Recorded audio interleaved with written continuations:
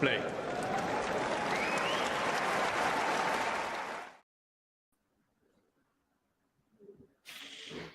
Good morning. Oh, there we go. Good afternoon.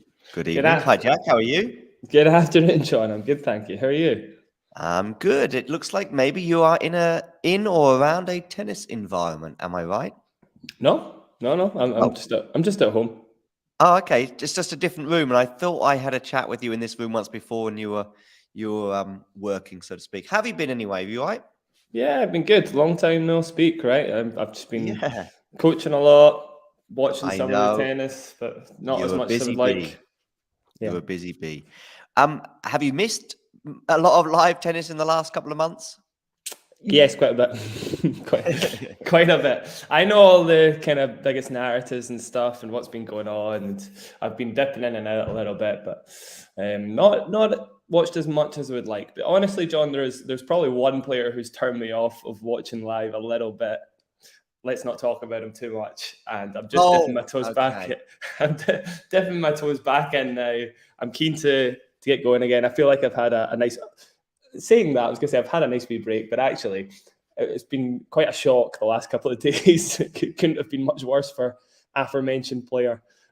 So I'm trying to just raise my head of that, and I'm coming back in clean slate. The three-time Grand Slam winning former world number one narrative aside, is the biggest narrative in tennis, at least on the ATP tour right now, is Carlos Alcaraz and the issues that he's been having since Wimbledon? Is that the biggest narrative, maybe? That's interesting, actually. First, by the way, John, before we go on, how's my connection? Am I okay? Am I jumping in and out a little bit? Fine, okay? fine. Cool. I actually really liked Owen's take on it, Owen, because Tennis Nation on Twitter, just talking about the fact that pretty much everything post-US Open, all these narratives that are kind of building up, certainly on the ATP side, the WTA side a little bit as well, but certainly on the ATP side, some of them can't really be taken too seriously. They're not really going to tell us what's going to happen in 2024 necessarily. Take somebody like Jannik Sinner, for example, who is playing out of his mind at the moment indoors. But really, when we get to the Australian Open, the conditions will change. It's best of 5. That's been his biggest problem.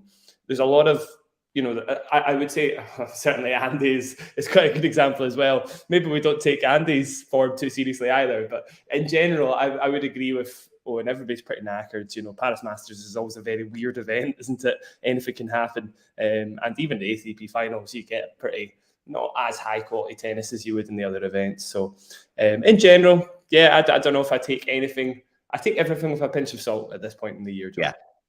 Yeah, I think you're right. He could have 2 years of not doing great, and I mean it's 3 or 4 months, and it's still a US Open semi-final, and we've still seen flashes of brilliance.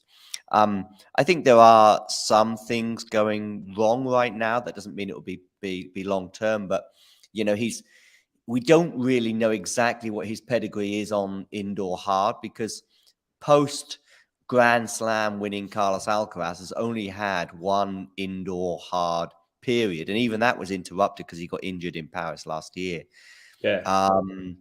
So we just don't really know. But that's that aside. I think I expect him to win indoor tournaments, but we have seen Nadal win just one in his career, and I don't expect the same issue to happen with Carlos. But that's something. So we might not just expect him to just rock up in Paris, Bercy, and get to the final like he does everywhere else. They are conditions, John, that while Carlos's game isn't necessarily that much worse, the serve will do just as much damage indoors as it would anywhere else. Other players are going to get a big boost from their serve. So if you come up against Hubie Hurkacz, for example, that easily could be 50-50. I would say, he's got a big enough serve that could just go the way of Hurkacz on a dime. And with those sort of advantages for other players, I just don't think it's tenable for Carlos to win indoor tournaments this early in his career, to be honest. I do think the serve needs to get a bit better before that's going to happen. So I do think it's a bit of a leveler, to be honest, John. So I'm not expecting too much of Carlos over the next month or two. And then, of course, there is something else, which is the forehand, which has been highlighted, that seems to, which was during the US Open and post-US Open, no, even sort of prior to that, has not been as consistent as it normally is, as dynamic, maybe actually as dynamic, but he's just He's just too many unforced errors on that side. Yeah. And there was something else I wanted to say about. Oh, well, of course, his health. There has been, It's just the one match, really. It's just the US Open semi-final where Medvedev, the master of making any of your shots look bad, kind of came to the fore. Again, with a pinch of salt, I expect Carlos to come back in Australia, full health, forehand rearing, and have as good a chance at winning the title as Novak. I think, and it's just reading between the lines, so this could be entirely wrong, and we'll see in about 10 months from now. I wonder if Carlos's team regret a little bit their run-up to the US Open in terms of playing. I mean, I don't think normally this would be a problem, but I just wonder if next year they might just play Cincinnati instead of both those two tournaments in terms of when Carlos peaked during that period of the season. And the reason I'm coming to that conclusion is actually partly because of their decision for Australia to do no build-up tournaments at all. Interesting. I think no build-up tournaments. So he's going to go straight into Australia and play the Australian Open. And I presume hope that the first 2 rounds can give him the tennis he needs. Just give me 2 seconds, literally. I just no problem at all. I'm watching Dimitrov Medvedev at the moment, as is Andy Murray, it seems. Talking of which, this Dimitrov-Medvedev match has been quite interesting because Medvedev had 5 set points before getting over the line in that second set. He was a breakup as well. And Dimitrov is having a really good period of his career, arguably the best for quite a few years in terms of the fact that he beat Carlos Alcaraz recently. And of course, he's won this title, I think, in Paris Bercy before. It's 15-40 as well now on the Medvedev serve. So he is in a spot of bother here at the beginning of this deciding set with almost 2 hours on the clock.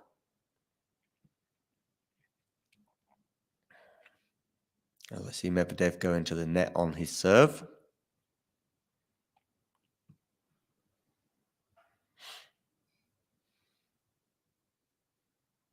Yeah, a double fault there from Medvedev, putting him in this problem. By the way, I have got a poll going on YouTube. Do get voting ahead of the Felix Tsitsipas match. 60-40, that does feel about right. But Tsitsipas, of course, along with Zverev, looking to seal their spots in Turin. So still a little bit of it at stake, although quite possibly both Tsitsipas and Zverev could not win another match and still make it in terms of the cushion that they have over both Rune and Hurkacz and the chasing pack. Of course, the chasing pack no longer includes Taylor Fritz because Taylor Fritz got injured and had to withdraw.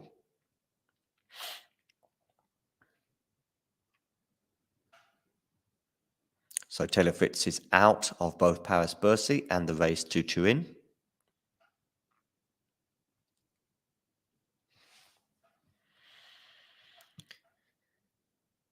And now Medvedev has turned this disadvantage he had when he was facing 2 break points into a positive because he now has a game point.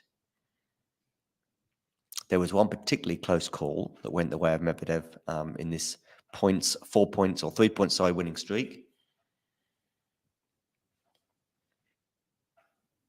Do let me know in the live chat, not just what you make of Dimitrov Medvedev, but also Tsitsipas and Felix. But also, of course, we've got the race to Turin to consider, which arguably is just a 2-horse race now for that final spot, as Medvedev does indeed hold a 2-horse race for the final spot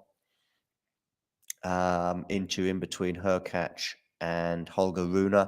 That's not cut and dried, that it's just those two, but it does feel like players like Dimitrov have got too far to come back from. Make sure you hit the like button, by the way, and if you are new to the channel, do subscribe as Medvedev, as I said, gets out of jail in regarding that previous service game, facing 2 break points before winning 4 points in a row to his relief. Also, there's a button in the bottom corner. It's a T button do click it, and you can subscribe to keep up to date with all things tennis. One game all here. The Tsitsipas and Felix poll is narrowing, as we can see. I think it could go either way. I think if this match was a month ago, I think we'd have probably confidently predicted a Stefanos win. Bear in mind, Felix was in the middle of a fairly heavy losing streak. But given that Felix is now on a winning streak, loving the indoor conditions once again, it makes it a lot more difficult to call. If Stefanos had already qualified for Turin 100%, we might have seen a slightly different Stefanos, but bearing in mind that is still on the table, he might be quite determined just to get the odd victory he needs to confirm.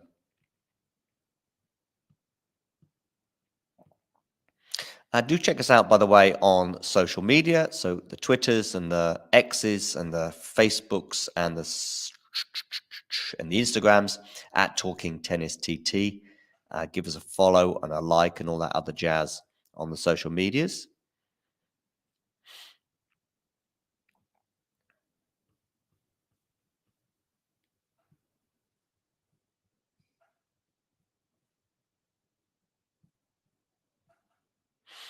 I better bring the score back up for you as Dimitrov holds for 2-1, and we will be back after a short break. Thanks for tuning into this watch along. While there's a break in play, here's a reminder to hit the like button, subscribe, and click that notification bell. Your support helps to keep the channel going. While we're here, you can now become a member to enjoy perks including badges for the live chat, but also bonus material such as interviews with top players from both ATP and WTA tours. The membership link is pinned in the live chat. You can also follow us on Twitter, Facebook and Instagram. So whether it be serves or volleys, forehands or backhands, serve bots or drop shots, we've got you covered, whether that be via our website, talking-tennis.com, where you can read features and interviews from our top writers. Or if you prefer us in audio form, you can subscribe to our podcast on Apple, Amazon or Spotify or wherever you get your podcasts from. Remember, we offer you wall-to-wall coverage via our regular watch-alongs, magazine shows such as Nick's WTA Weekly or Damien and Mario's ATP version. Plus, we deliver top content from people on the ground, actually at the tournaments, so you get even nearer to the action. So, what are you waiting for? Hit that subscribe button so you don't miss out on all things tennis. All things tennis includes, I'm just seeing Holger Rune and Novak Djokovic backstage. Djokovic doing some unbelievable stretching as only he can.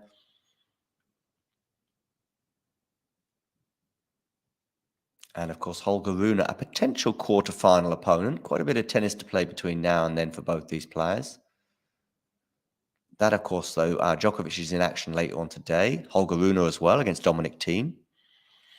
Arguably the match of the day in the French capital.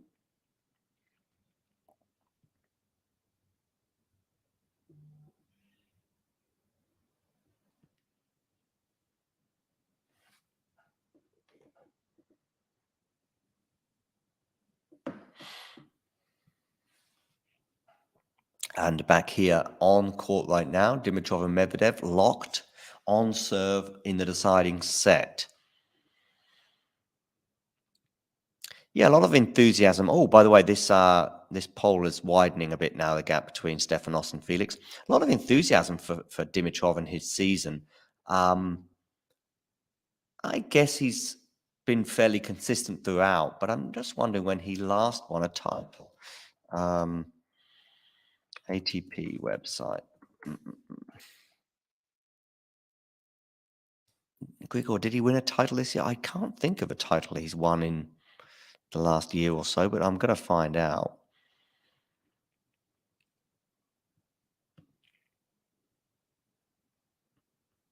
I mean, he's still inside the top 20.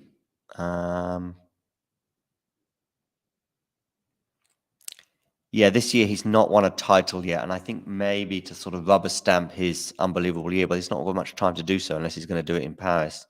It's going to find it difficult.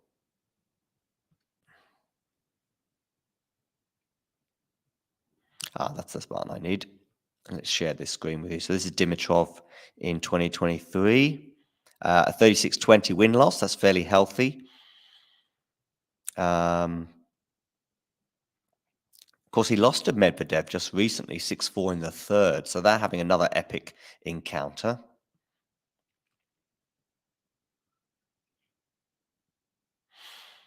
Losing 6-4 in the third there, Medvedev. Dimitrov. And this is actually kind of mirroring that match in many respects. Semi-finals in Shanghai. I think that's the deepest he went at a big tournament, 1,000 or a slam. Quarterfinals Beijing, semi-finals at the 250 in Chengdu, where he lost to Zverev. Also losing to Zverev at the US Open in 4 sets. And also losing to Zverev in Cincinnati. So that's three matches in quick succession. No problem, Jack. A lot of enthusiasm about Dimitrov's year. Go on. Well, I hope his year. I don't know. I know a lot of people are like, "Oh my God, Dimitrov's like." I know. That's what I'm saying. But it's like, yeah. I'm going through his results, and that's sort of very solid. I think that's Dimitrov. I think Dimitrov honestly peaks for 3 tournaments a year, and that's you. And I would imagine 2023's been pretty much the same thing, is it not? Yeah. I mean, he lost 3 matches in a row at 3 tournaments in a row to Zverev. It looks like Cincinnati, US Open, and then the first match during the Asian swing of Chengdu. And he pushed him a bit in New York before losing the last 2 sets, 6-1, 6-1, and then the other 2 were straight sets. Straight sets, I think. Then, of course, he's now in a Medvedev sort of swirl because he lost in 3 sets to him recently in Vienna. Mm-hmm. And this one is sort of mirroring that right now with it being 2-2 in the third. Of course, he might be able to turn this around and end up prevailing. But, 36-20, that's a sort of solid year, isn't it? That's the thing is he hasn't won a title. And I think even a 250 title might just slightly change my perception on his year. Oh, I mean, when was the last time Dimitrov won a title? Well, exactly. I was wondering. A very long time ago. He's had a very poor semi-final record generally, and he's not won one this year, has he? He's not won a semi-final. No, he's not won one this year. So he's getting deep in tournaments, but it's the same old for me, to be honest, for Grigor. I think I'll get the stat up right now. 2017, is that the last time he won a title of any description? I think what I'm seeing is which was the Nitto ATP Tour Finals. So he did make the Geneva. He won Geneva, did he not? I think that's maybe the one I'm forgetting about. He definitely got to the final. Just finding out now. Can't remember for sure, but I'm pretty sure he won that title. Did he not? Or did he lose to Jarry? Which year are you thinking about? He lost to Jarry. Yeah, this year. Sorry, he got to the Geneva final this year, but he lost to Jarry. So it's been a long, long time. I mean, according to what I'm looking at, he's won 8 titles in his career, 4 in 2017, 3 in 2014, and 1 in 2013. I thought he won Paris at some point, but it doesn't look like he has. No, he won Canada, right? Or was it Cincinnati? He's won Canada, yeah. Yeah, that's the only Masters he won. Here's the stat, John. He's lost his last... Oh, my God, it's so many. He has lost 14 of his last 15 semi-finals. Oh, wow. Yeah, that's big. Yeah, that is big, yeah. I mean, we talk about Pegula and Rublev quarterfinals, but my goodness me. I don't agree. Grigor sneaks under the radar because people don't expect too much of him. But, I mean, he's there. He's there and thereabouts, and he just can't get to the very latter stage, the most latter stage of every tournament. It just always falls short. So it's an issue. It's difficult to say what goes on there. I mean, I wonder how many of those were against someone like Novak, for example. I know one of them would definitely have been against Rafa in Australia in 2019, I think, or 2017. Yeah, well, the count is Rafa, Medvedev, Novak, Rafa, Dimonor, Ruud, Norrie, Cressy. Medvedev, Fokina, Medvedev, Zverev, Rublev, Evans. Yeah. I mean, there's a Cam Norrie in there. Yeah. I guess was that Indian Wells, Cam Norrie? Poor Cam. It was Indian Wells, yeah. That was actually the most one-sided one he lost. Apart from wow. That. Yeah, so. Oh, no, there you go. Medvedev pumped him as well. 6-1, 6-2. Yeah.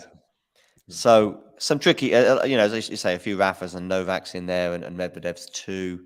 But he's had some big wins. I don't expect Grigor to win titles. He just doesn't do it. But he comes up with these crazy wins every so often. One that comes to mind was that Medvedev win in Indian Wells. We just talked about the Cam loss the match before, or 2 matches before. He put on a clinic and totally just got into Medvedev's head, beat Hurkacz, I'm pretty sure, the match after. The guy still got it, I think. He's still got it. I don't expect him to win titles, but every so often he just comes up with a win against anybody. There are 3 players here in Paris, and 2 of the 3, and maybe all 3, will appear in Turin. And I'm just wondering about their legs at this point of the season. And they've all recently had a lot of success. So it's not that I saw something 2 weeks ago that suggested they were done, but it's more that I'm just curious to see how Jannik Sinner, Daniel Medvedev, and Hubert Hurkacz, who all played a fairly full-on Asian swing, as well as the 500s in Europe that followed it, and all had quite a lot of success in those tournaments. So, winning titles, getting to finals in the case of Medvedev's case. I'm just wondering, Sinner in particular is the one that I'm most interested in, because we have seen Sinner, have moments in tournaments and parts of the year, perhaps when his sort of legs do appear to be kind of wilting from under him. And I mean, we have seen a slightly newer Sinner recently, but it's more in terms of, I think, his serve and other parts of his game that now are firing better than ever before. But I still wonder how he'll be in the next 2 to 3 weeks. I mean, we saw him win Canada, and then he goes out in the first round of Cincinnati like 2 or 3 days later, which we see a lot with players. So it's not just Jannik, but I am curious to see what kind of a Jannik Sinner we see in the next 2 to 3 weeks. Yeah, I don't think he'll wilt too much if he's got to this stage of the year and he's still winning titles. I don't see why he fades for Paris or the ATP finals, to be honest. I do think if he's winning titles at this stage in the year against players like Medvedev, there probably is a pretty stark improvement there, I would argue, John. Definitely. Listen, I could be wrong, but I've gone for Rublev in my semi-final here over him, just because it's really difficult to keep getting to finals at every tournament you play. Yeah, maybe it will show probably here in Paris where weird things happen, and then I think he'll bounce back for the ATP finals. I think Ghost is saying this because he kind of has a soft spot for both players. It's not one of those where he dislikes both of them, but yeah, I don't know. We'll see. If he gets to the semi, say in Turin, and also say goes deep here, then he will surprise me a little bit. But also Medvedev, Hurkacz as well, because yesterday I saw Hurkacz at the end of the second set, and he's just keeling over. Now that was one particular point, and he had sort of blown an advantage in that second set, so that carries into it. But I don't know. Hurkacz is one of these players, of course, that have been pursuing that final spot in Turin, and that can be quite taxing too. It was such a rough round of 64 for Hurkacz against Corda, I've got to say. Drawing that in the first round is mad. But I do think Hurkacz has the advantage of just being a beanpole and serving like a god, basically. He doesn't need his legs too much, to be honest. He just kind of springs up there and serves from the Leaning Tower of Pisa, and all of a sudden it's like he could have won the match. He's got Bautista Agut next. Bautista Agut will try and make him work, but again, Hurkacz could just win on the merit of his serve alone. So could go quite far here indoors. It's just too hard to handle. How over the race are you in terms of permutations, points, differences, etc.? Yeah, I need to take a look. I kind of know I can roughly tell you. You can have a look while I surmise, and you'll see if you agree with it as you look at the points and stuff. It feels like a 2-horse race now for the final spot. Tsitsipas and Zverev are not guaranteed, but they're basically 99% there. They've booked their hotel. They've already checked out the local restaurants, and they've bought their Ryanair flights before they go up in price, because I know they'll be desperate to avoid a €10 hike on those. They are basically there. And then it comes down to, I think, mathematically, players such as Dimitrov can still make it, Casper Ruud can still make it, but those two players would basically have to win or get to the final here in Paris and hope that Rune and Hurkacz don't have a run at all. So therefore, I'm looking at it being a 2. And Fritz, by the way, pulled out with an ab injury, and basically he's done now. He's out of the race. So it's basically, for me, Hubie Hurkacz or Holger Rune. And I think there's about 200 points between the two. And I've looked at it as roughly a kind of a 2-round difference, depending on what those 2 rounds are, of course. But a Hurkacz winning the title and Rune in the final might not be enough, or that might just be enough for Hubie. But I mean, listen, that's an unlikely scenario, but something like a quarter-final from Rune should probably just about do it. That's like a 50-50 chance, isn't it? Rune's really not been looking great recently. I would fancy Hubie's chances over Rune's. Yeah, I saw that. I still think I fancy Hubie's chances over Rune's for the reasons I was saying. He could just live off his serve alone in these conditions, and certainly more likely to win another couple of matches than Rune, I would say, and that would be enough. They're not, they're about 180 points I'm seeing between them, so a quarter-final would just be enough, I believe. So I'm going to go for Hurkacz. By the way, I know we've been sidetracked with other issues, but Dimitrov is broken and now is on the verge of a 5-2 lead. We see Medvedev losing his temper there with his racket. It's funny how wins like this kind of totally shift the perception, I guess, on a whole year in some ways. It's like, just a second ago, I was like, par for the course, Dimitrov. But another win against, one of the top 5 in the world. Oof, but if he was to lose to a lower ranked player in the next round, that kind of would sort of undermine it.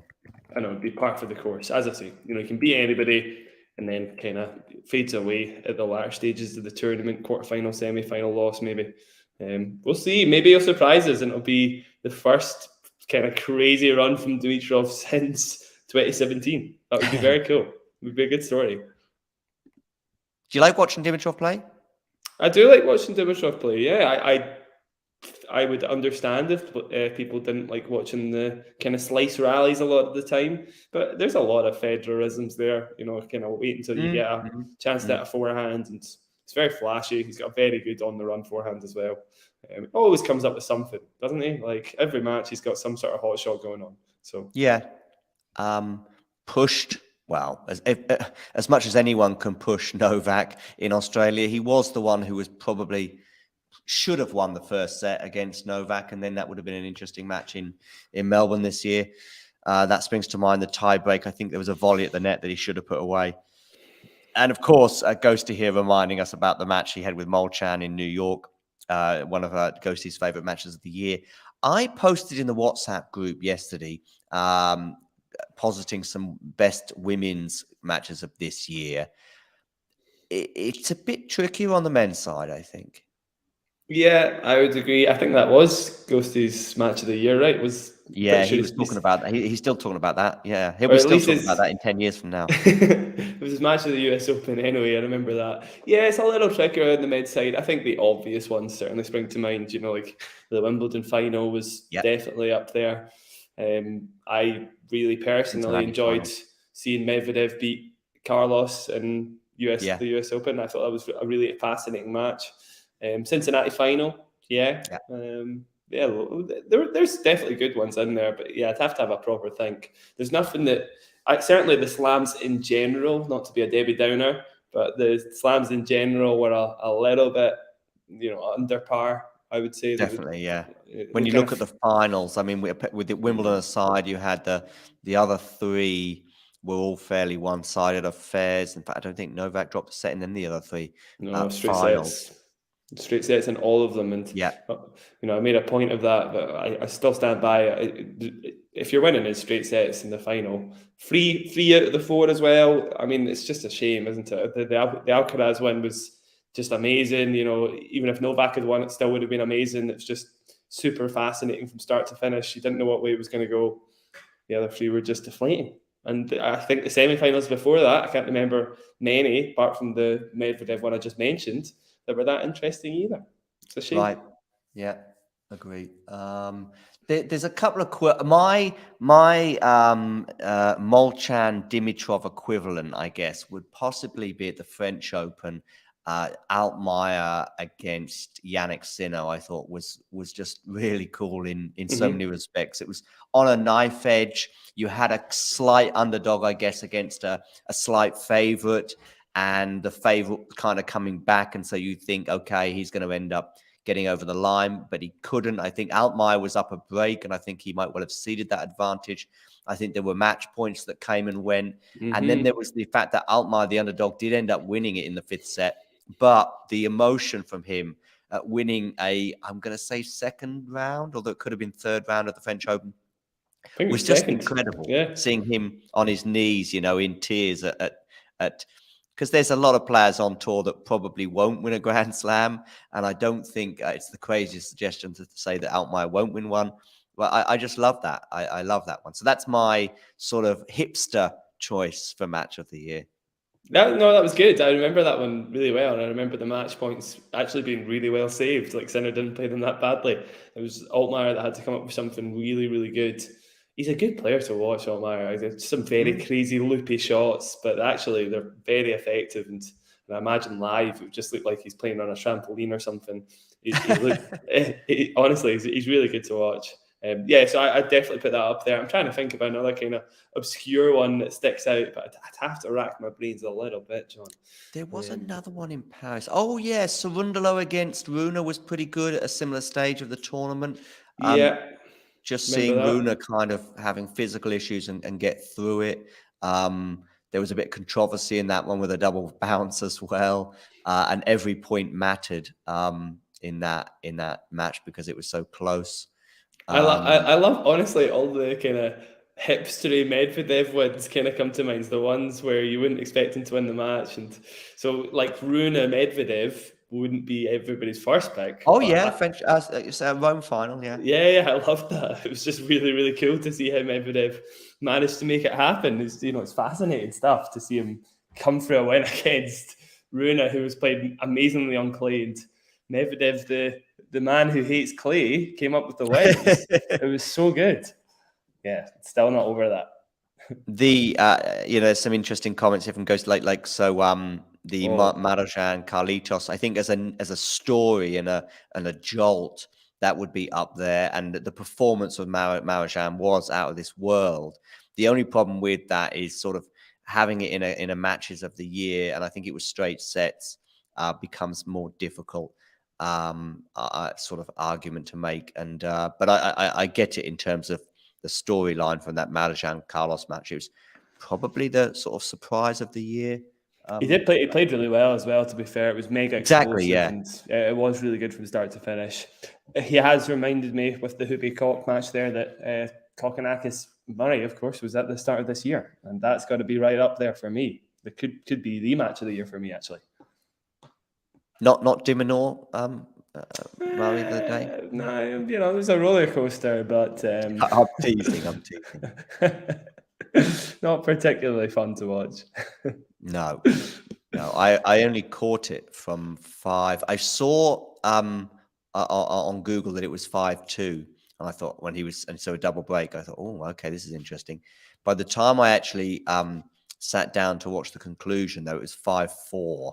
And I think Diminor had a break point, and so I did catch the painful parts anyway. Yeah, the serve has just been abysmal under pressure recently. I can't bear to watch him when he's serving out matches now, because you just feel like it's always going to be a struggle, and it's not what it used to be like. Surprisingly for Andy, that's not what it used to be like. So he's got, I guess, blessing in disguise. Let's draw some silver linings. He's got 2 months to actually work on something where he might have been in the midst of a season and couldn't change anything, basically. So hopefully that's what he focuses on, because it's a pretty clear and glaring weakness in his game at the moment. The scoreboard that we have on the screen, is it ahead of I don't know if you're watching it on TV or whether you're watching it on this Dimitrov match, by the way, whether you're watching it on the website that we spoke about in the summer. Yeah, I've just got Flash Score at the moment, actually. So okay. Neither at the moment. I will get it up to watch it because I'm seeing no worries. Points. So that's fine then. You can stick with Flash Score because the Flash Score will be very similar to what I have on the screen right now, which is a nice jazzy green and black combo. Dimitrov has lost his first match point, or not taken advantage of it. It's probably the better way of putting it.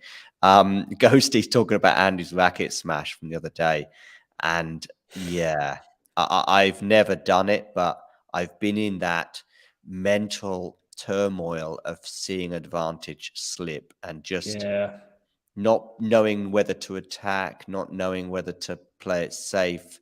The match point, in a way, summed up a lot of that when it finished on an unforced error, clipping the net, and I wasn't even sure which side of the net it fell on, because I was actually watching on my phone as well. So I was like, did that? No. And of course, I could see it wasn't a positive net cord for Andy very soon afterwards. And it was a sort of a lengthy racket smash, shall we say, the one that sort of lasts about 15 seconds or so or more. Yeah, it was a season's worth of racket smash right there. Yeah. Yeah, right. I am watching the match live now. That match point was very well played by Medvedev, very Medvedev-esque, I should say. And we're just now. I love a title run that has a match point saved at some point, and even more so if it was like in the first round. Yeah, it's big. Although the amount of match point saves this tournament is now becoming the novelty's kind of wearing off a bit. I don't know if you seen Jose Morgado's tweet, but it's like 4 veterans had match point and all 4 lost. I think Monfils, Gasquet, Stan, and Money all had match points. Yeah, right. Yeah, and all lost. That was good by Dimitrov there. Well played. 3rd match point. Medvedev coming up with a kind of, I don't think it was an on-purpose angle off the backhand there. So Dimitrov did well to keep his cool. I saw Andy interacting with Morgado the other day. I saw that as well, yeah. I saw that too. And what it does, by the way, when someone does that, and I completely have no issue with Jose, you do sort of feel a bit giddy in a way. And even though Jose is obviously a fairly well-known media personality, you sort of then start retweeting everything that Andy, because I've just seen him retweet a tweet from Andy Murray, which is worthy. You know, he's talking about this Medvedev-Dimitrov match, but I'm the same. You know, if anyone of any note responds to me, every time I see them tweet anything for the next sort of month or so, I'm liking and retweeting. Yeah, just in case. I get it. This point's still going on. Dimitrov's finally got an offensive forehand into play, but it's kind of neutralized quite quickly. So we're still going to keep going. Dimitrov gets another chance, still looking for the forehand. Will Medvedev go down the line at some time off that backhand? Well, that's in. Chance to attack. Oh, Jesus, this is some rally, John. Slice is not really bothering Medvedev. We've had a discussion about that. He's good at dealing with them. I mean, how long has this rally been now? 30 shots or so? Quite so, yeah. We'll keep going. Jesus, who's going to give out first? You'd imagine it's got to be Dimitrov. Those legs are going slowly now. He's still going. Oh my God. Oh my God. That was exhausting. Jeez, you could literally see Dimitrov slowing down from ball to ball there. How often does Medvedev lose those rallies? I mean, just doesn't happen. So he'll be praying for the first serve here. 47 shots, John. Wow. 47 shots. On match point as well, right? On match point, yeah. Insanity.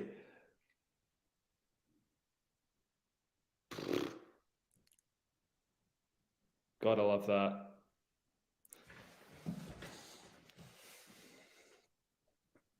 He gets a first serve in, but it's pretty weak. The legs are gone, but the forehand is great from Dimitrov. You don't miss a smash from there. Fantastic. That was great. I'm just watching this insanely long rally at the moment.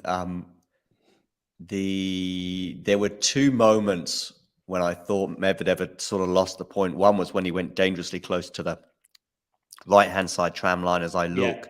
Yeah. And the second one was not exactly that he'd lost it, but there was a bizarre sort of half moon ball that was just sort of came from nowhere. And I thought, maybe Dimitrov is going to kill this. But it did land quite deep, a bit deeper than I initially thought. So not much you could have done, really. Yeah. No, in the end, no. But just as the ball comes up, I'm thinking, oh, this could be a bit short. But in the end, it landed deep enough for it to be troublesome. There was also a really good slice at one point from Dimitrov that I thought was going to put Medvedev in trouble. In fact, that was the shot that was the immediate prior shot to the one when Medvedev decides to take a risk to try and turn defense into attack, and it actually worked for him. Yeah. Again, oh my God. It's tough. The legs are going. And, I mean, the longer this game goes on, as soon as... If Medvedev gets the break now, he's favourite for the match. Yeah. I mean, in any scenario where there's kind of like you just look at two players and you don't know who they are, what their identity is, and world ranking is, etc. Player B, if they've just broken back at this point, becomes favourite. Absolutely, but certainly with somebody like Medvedev, who's but even more so when you find out the identity. Yeah, that is not in. That's insane. That's insanity. That's insanity. That's crazy. Oh, I've missed this guy. Not watched him in ages. Phenomenal get there from Medvedev. You seen that shot yet, John? No, I'm behind, but I don't mind it. I'm fine with it. If it was a match that I was invested in, I would probably go. Like I remember the French Open final, I had you and Tom front stage, and I was backstage, showing my emotions. But for this one, I'm just here for the ride. Second serve, break point. Here we go. Can Medi do it? He fancies chances now. The legs are going for Dimitrov. That was an unsteady second serve, but he's out there finding the forehand, and it's neutralised. Medvedev suddenly the favourite in the rally again. He's not going to miss, so Dimitrov's going to have to come up with something. He's slicing for dear life. Not good enough. And again, back to neutral. Medvedev teasing Dimitrov with zero angles. It's going to be another 50-shot rally, I think, and we know who comes out on top. Medvedev gets the break back. Wow. I also find Medvedev's team quite amusing.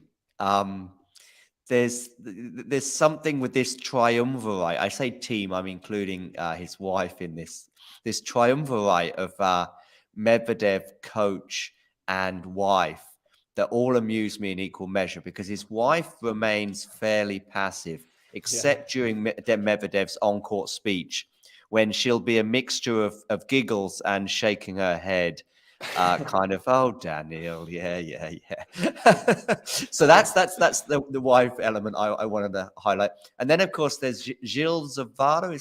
Am I saying his name right there? Something Gilles like Zavado, that. Yeah. Mm-hmm. You know, he's less tolerant than Goran is, put it that way, despite the fact that Goran is 6'4" or whatever, and Gilles is more diminutive. As in, like, I remember him walking out of a match once because Daniel was giving it to him in Australia. I don't know if you remember that. I was thinking of another one as well. It's happened more than one time. I think he also did the same thing in the Hurkacz final of Halle last year. Okay, which Medvedev lost. Yeah, so it has happened more than once. I think just when Medvedev, he said it post match. You know, he knows he goes too far sometimes. He knows he gives it to the coaching team too much as well, so he deserves it. And Gilles just like, nah, not happening, mate. Yeah, right. And he hasn't done it much in the last year or two, but funnily enough, I'm just watching his reaction to breaking back in what, you know, as a one-off point, has to be in the top 1% of most emotional ones of the year, you would imagine. And yet his reaction would be just like he's just held serve at the beginning of the match. I think Do you know, I think the reason that Medvedev hasn't went so mental as much this year, it sounds obvious, but this is my take, I guess, John, is that with the US Open aside, the US Open win of 2021, I think this has been his best year. Okay, so better than 2019, yeah. Because 2019 was sort of 2 or 3 months, wasn't it? Yeah, I'd say so. 2020 was the end of 2020 and into the beginning of 2021. Yeah. It was pretty much only the end of 2020, and obviously it was an abridged season anyway. And then 2021, you had the start before the fall off because of the final, of course. And no, sorry, that's wrong. But he still didn't have a great 2021. No, he did. 2022 and pre-2019 it was a different Medvedev. And I'd then, have of course, 2022 was pretty rubbish. So yeah, I was going to say I'd have to look at 2021 because now I'm not 100% sure. Actually, 2021 was phenomenal. That's the 2 seasons I'd compare, John. 2021 and 2023. I still think, just from the feeling of this year, it's been like final, and winning titles left, right, and centre, basically outside of the slams. It's quite hard to say. I'd have to have a proper think about it, John, because it's pretty close. I talked about winning titles, having saved a match point, and the earlier in the tournament, the better in a way. Did Muguruza maybe? No, Osaka did it, didn't she, in Australia? Against Muguruza. Yeah, exactly. Yeah.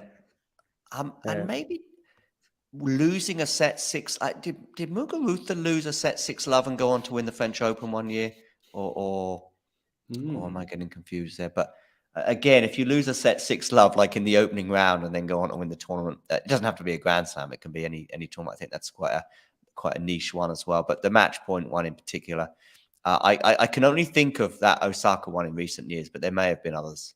Oh, definitely got to be others. Yeah, I'll have a little think because there's. I mean, if you include all tournaments, 250s and stuff, there must be dozens. But just in the slams, though. If you look at the slams,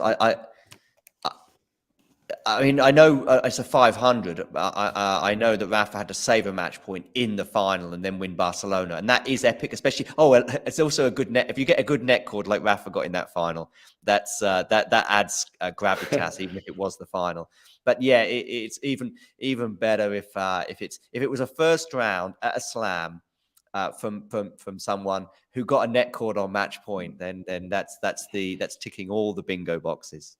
Yeah, absolutely. Yeah, I'm just having a little look, and I do believe Osaka was the last person to do it. Pretty certain about that, actually. I mean, you'd have to go further back than 2019 to look at any other candidates, but not seeing anybody, John, that sticks out. I've not got an official list here. I'm just looking at the winners. I can't remember anybody else to have done it, so it's pretty rare. It is pretty rare. I don't know if Ghosty knows the answer to this question, but he's asking who has the record for the most aces in a year. Darius is positing Ivo Karlovic, which makes sense. The problem with Ivo Karlovic is he probably hasn't played quite enough matches in a year. Yeah. Yeah, you know what I mean? So if Federer plays twice the number of matches of Karlovic, you'd probably expect Federer to get the record for a single year. I have watched Ivo Karlovic live. Was that against Leighton Hewitt, right? I've told you that, have I? Yeah. Yes. I've known you long enough to probably I've told or known, if you know what I mean, electronically, but spent so much time with you in the last 14 months. Yeah. that I can't have many tennis stories left. Well, no, I remember that one pretty well, John. Yeah. Looking at the men's side, right, for match points saved on the way to a title, very, very rare. It's very rare, right? I'm not seeing anybody that sticks out of this list. There's loads of amazing comebacks, loads of 2 sets down recently, still going on to win the title. But match points, I can't see any off the top of my head. Is there any that come to mind, John? This is slam, is it? There's a couple that come to mind now, of course, in the Novak Federer rivalry. Semi-finals, of course, yeah. And Stan in 2016, of course, at the US Open. Did he? Okay. Against Dan Evans. Yep, remember that one. Okay, what round was that? 4th round, I believe. Okay, that's nice. That's earlier. Yeah. I mean, again, the Novak Roger ones are legendary in that they deserve to be, but I like it that it's a bit earlier in the tournament, that Stan one. Yeah. He then went on to beat Delpo, Nishikori, Novak. I'm pretty sure they were. There's all another fairly bingo straightforward. box to tick as well, which would be on if it's not on your serve. So if it's on your opponent's serve, I think saving a match point is also quite cool. Of course, Medvedev. Carlos. We remembered them all now. Carlos against Yannick Sinner. Of course, Yannick Sinner, yeah. Medvedev was close because he had to save a match point against Felix in the quarterfinals in Australia, but he couldn't. He didn't beat Rafa Nadal in the Australian Open final. I don't know if you knew that, but I just want to remind you. But yeah, that was one. The problem with those match point saves, though, were they were just bullet serves. I think it was 1 or 2 against Felix. It might have just been 1. But either way, there was nothing Felix could have done about it. So that sort of loses the allure of the match point. A 47-shot rally helps. Wait, I'm going to jump into Ghosty's question just before he shoots the answer out and take a punt at, let's say, Federer. I'm sticking with Federer. Okay, you're talking about the aces question, yeah? Yeah, stick with Federer. Yeah, he has answered it, as you know. But Isner. I think he said Isner. Hang on. No. He said Karlovic is second behind Isner for all time. But that's not the answer to the single season. The question yet. Okay, he's got the drum roll. Okay, great. So you're going Federer. Yeah, Federer. Yeah, that's what he's going for. Final answer. I might be wrong, but I'll stick with Federer. I think you are wrong. That's otherwise because of the way he's teasing by putting the Federer question. Yeah, I thought that. He uses too much glee in his keyboard typing. I just don't know. Oh, wait, it could be. I'm forgetting about days of yore. Probably. Even Nisevic. I was about to get Sampras, not even Nisevic. Okay, so would have still got it wrong. In 96. Yeah, wow. Jeez, that would be exactly midpoint between, or almost exactly midpoint between getting to the Wimbledon final in 92 and then winning it in 2001. Yeah, good point, John. Didn't change his T-shirt in terms of the matches that he played in 2001 as a sort of lucky omen. He decided to stick to the same T-shirt throughout. And I say stick to the same T-shirt. I imagine that T-shirt was sticking to him after the end of the 5-setter against Rafter. Of course, yeah. It just goes to show you how good a server Ethan Nisevic was. He kind of gets a little underrated, lost in the woodwork a little bit. Oh, his service, yeah. And that's what made the 92 final so epic, because of Agassi was his opponent. So you had 2 very different ends of the tennis playing spectrum. Oh, ace from Medvedev, by the way, just to get to 30 all there, was down 15-30. 15-30, yeah. And I'm getting a few shades of last year. Of course, Medvedev lost 7-5 in the third to Dimitrov in Paris last year. Just had forgotten about that. And after having a really, really good season, will we see the same thing here? Potentially not, as he goes up 40-30 with a big bomb down the tee. Exciting stuff, John. Never saw Goran play because I think that 2001 run would have been just about it for him. I mean, he got a wild card, I think, into that tournament. Yes, yeah. Just a little bit too old for me, I'm afraid, John, of course, as you might have guessed. You remember the beginning of Murray, though, like 05, right? Not quite as far back as that. I would have started in about 09, 08, 09. Okay. So a little late to the party. Yeah, not much you could do about that. Not much, no.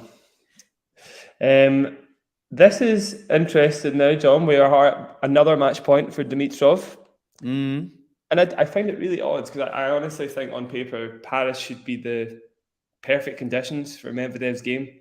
But, well, he's not lost yet. So let's just see what happens. Match point number 5. Big serve out wide. Misses it. So we're on second serve. Does Medvedev go for one of his bomb second serves? Ooh. He does. That's huge to the body. Dimitrov gets it back, though. Has a forehand down the line. Doesn't attack enough. But he does it again inside in. Medvedev's still scrapping.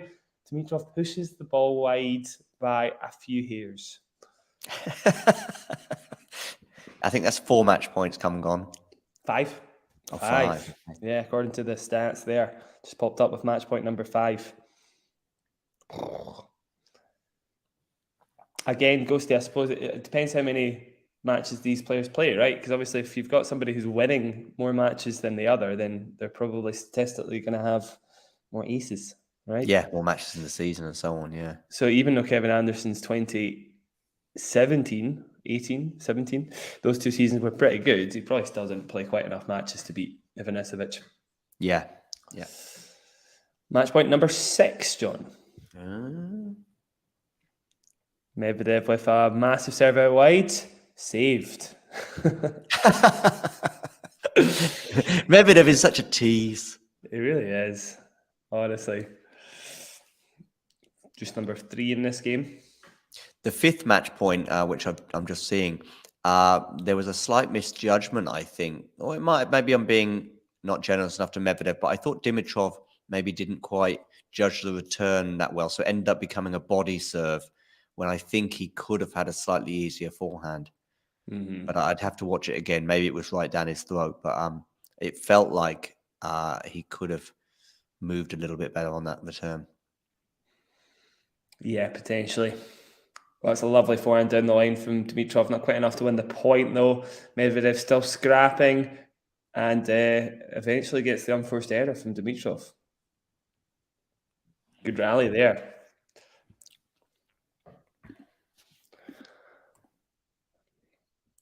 It's quite exhausting watching this guy, isn't it? I had forgotten that. Right, here we go. To take us to a tie break. I maybe will retract my statement from earlier. I do feel like it's about 50-50 going into the tie break, the way Dimitrov's Well, playing. often it will depend on how the next couple of games go.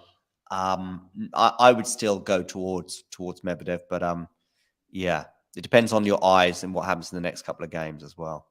Definitely. Yeah, maybe it's one too many chances to consider Dimitrov about 50-50. That is now the tie break. And 6 match points have come and gone.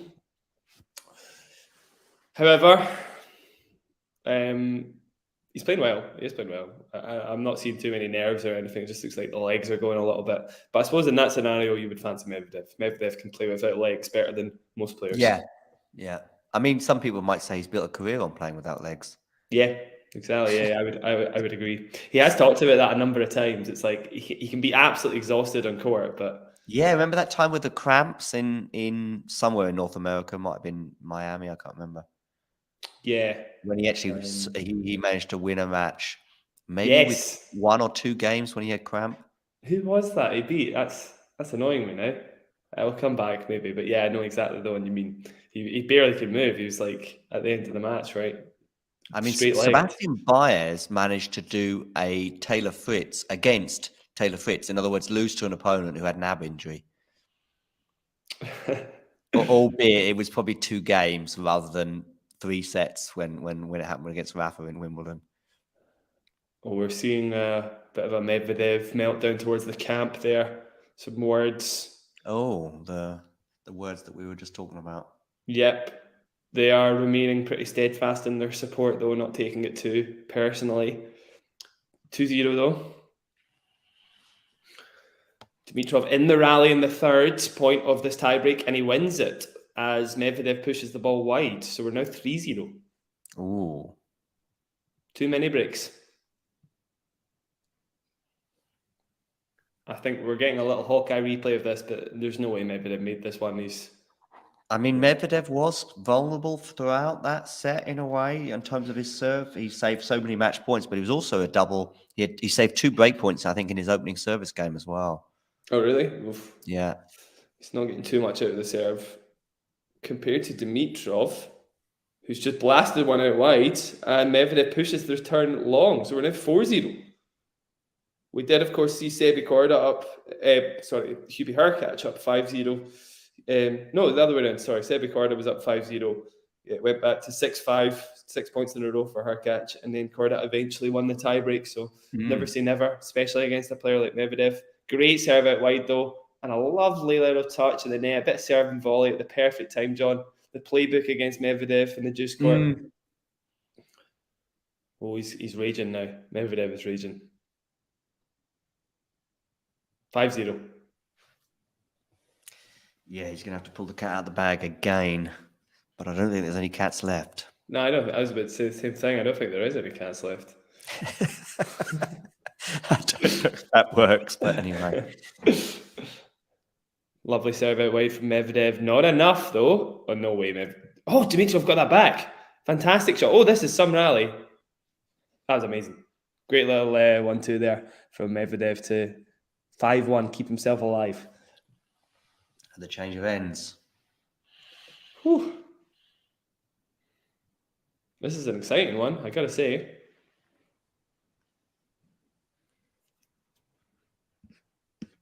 Do you fancy Dimitrov as 50-50 now, or No.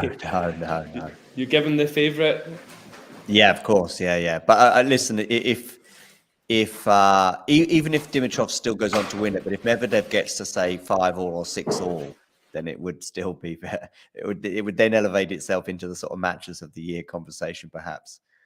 I obviously, having not seen the whole match, I don't know, but it's certainly the drama of this, and actually the quality as well. 47-shot rally and match point. Yeah, right. Yeah, you got to put it right up there. Second serve again. That seems to be the problem with Medvedev. A lot of times under pressure, probably going to go big. It was late actually, so he does have another chance.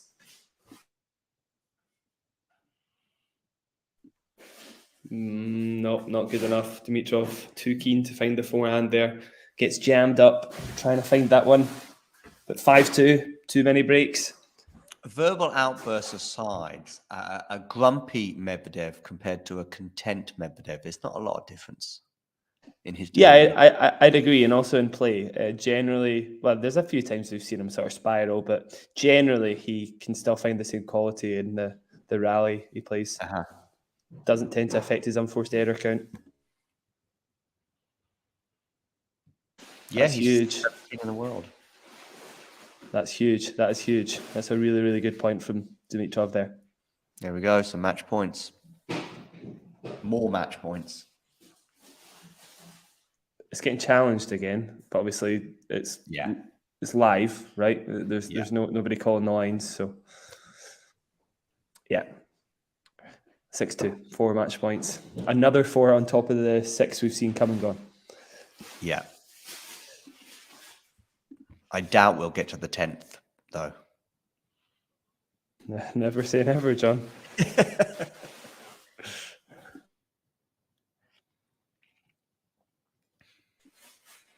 Yeah, good point, Ghosty. He is in the top. This is about the worst possible matchup that Medvedev could have got, because I'm pretty sure he only just doesn't make the seeding.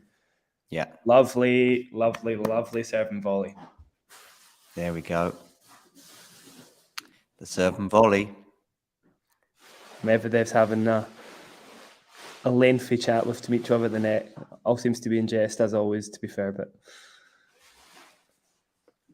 yeah, I mean, what does that make Dimitrov's season now, John? Do we? Well, it still needs to be backed up with, he could lose to a softer opponent, and it's like, well, yeah, it doesn't change much. He could get to the semi-finals and lose to Novak, and it'd be like, yeah, it was a good run, but semi-final.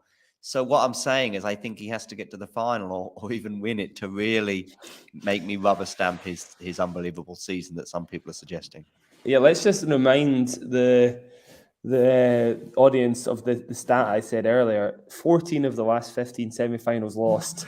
If he did make a deep run, great. But honestly, this is still just a round of 16. We need to see some tournament-winning form from Dimitrov. So you're quite right. He needs to get through a few lesser opponents, in inverted commas. There's not really an easy draw in a Masters, of course. And a loss in the next round would be no shame. But yeah, if we want to consider him kind of back to his very best, he's got to do something in the next round. I'm just checking now, actually, John. Who is he against in the next round? It would be against Alexander Bublik, who, of course, can just take the racket out of your hands in these conditions. So absolutely a match he could lose or win. Yeah, that's a tricky one.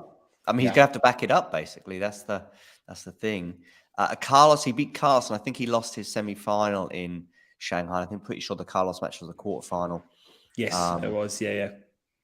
And of course, he lost to Hurkacz beat.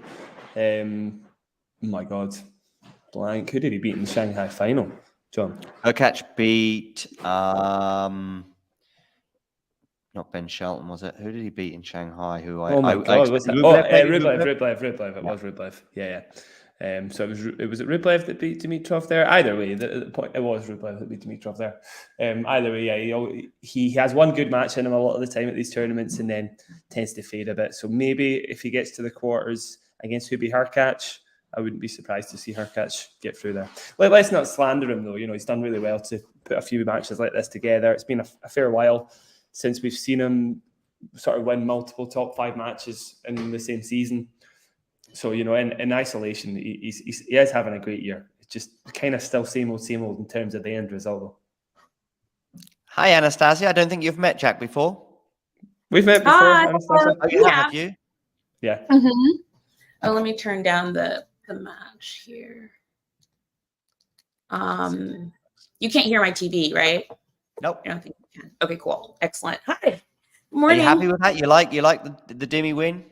Yeah, I was able to catch the last set on my way back from my workout this morning. So he's had such a great season, I have to say.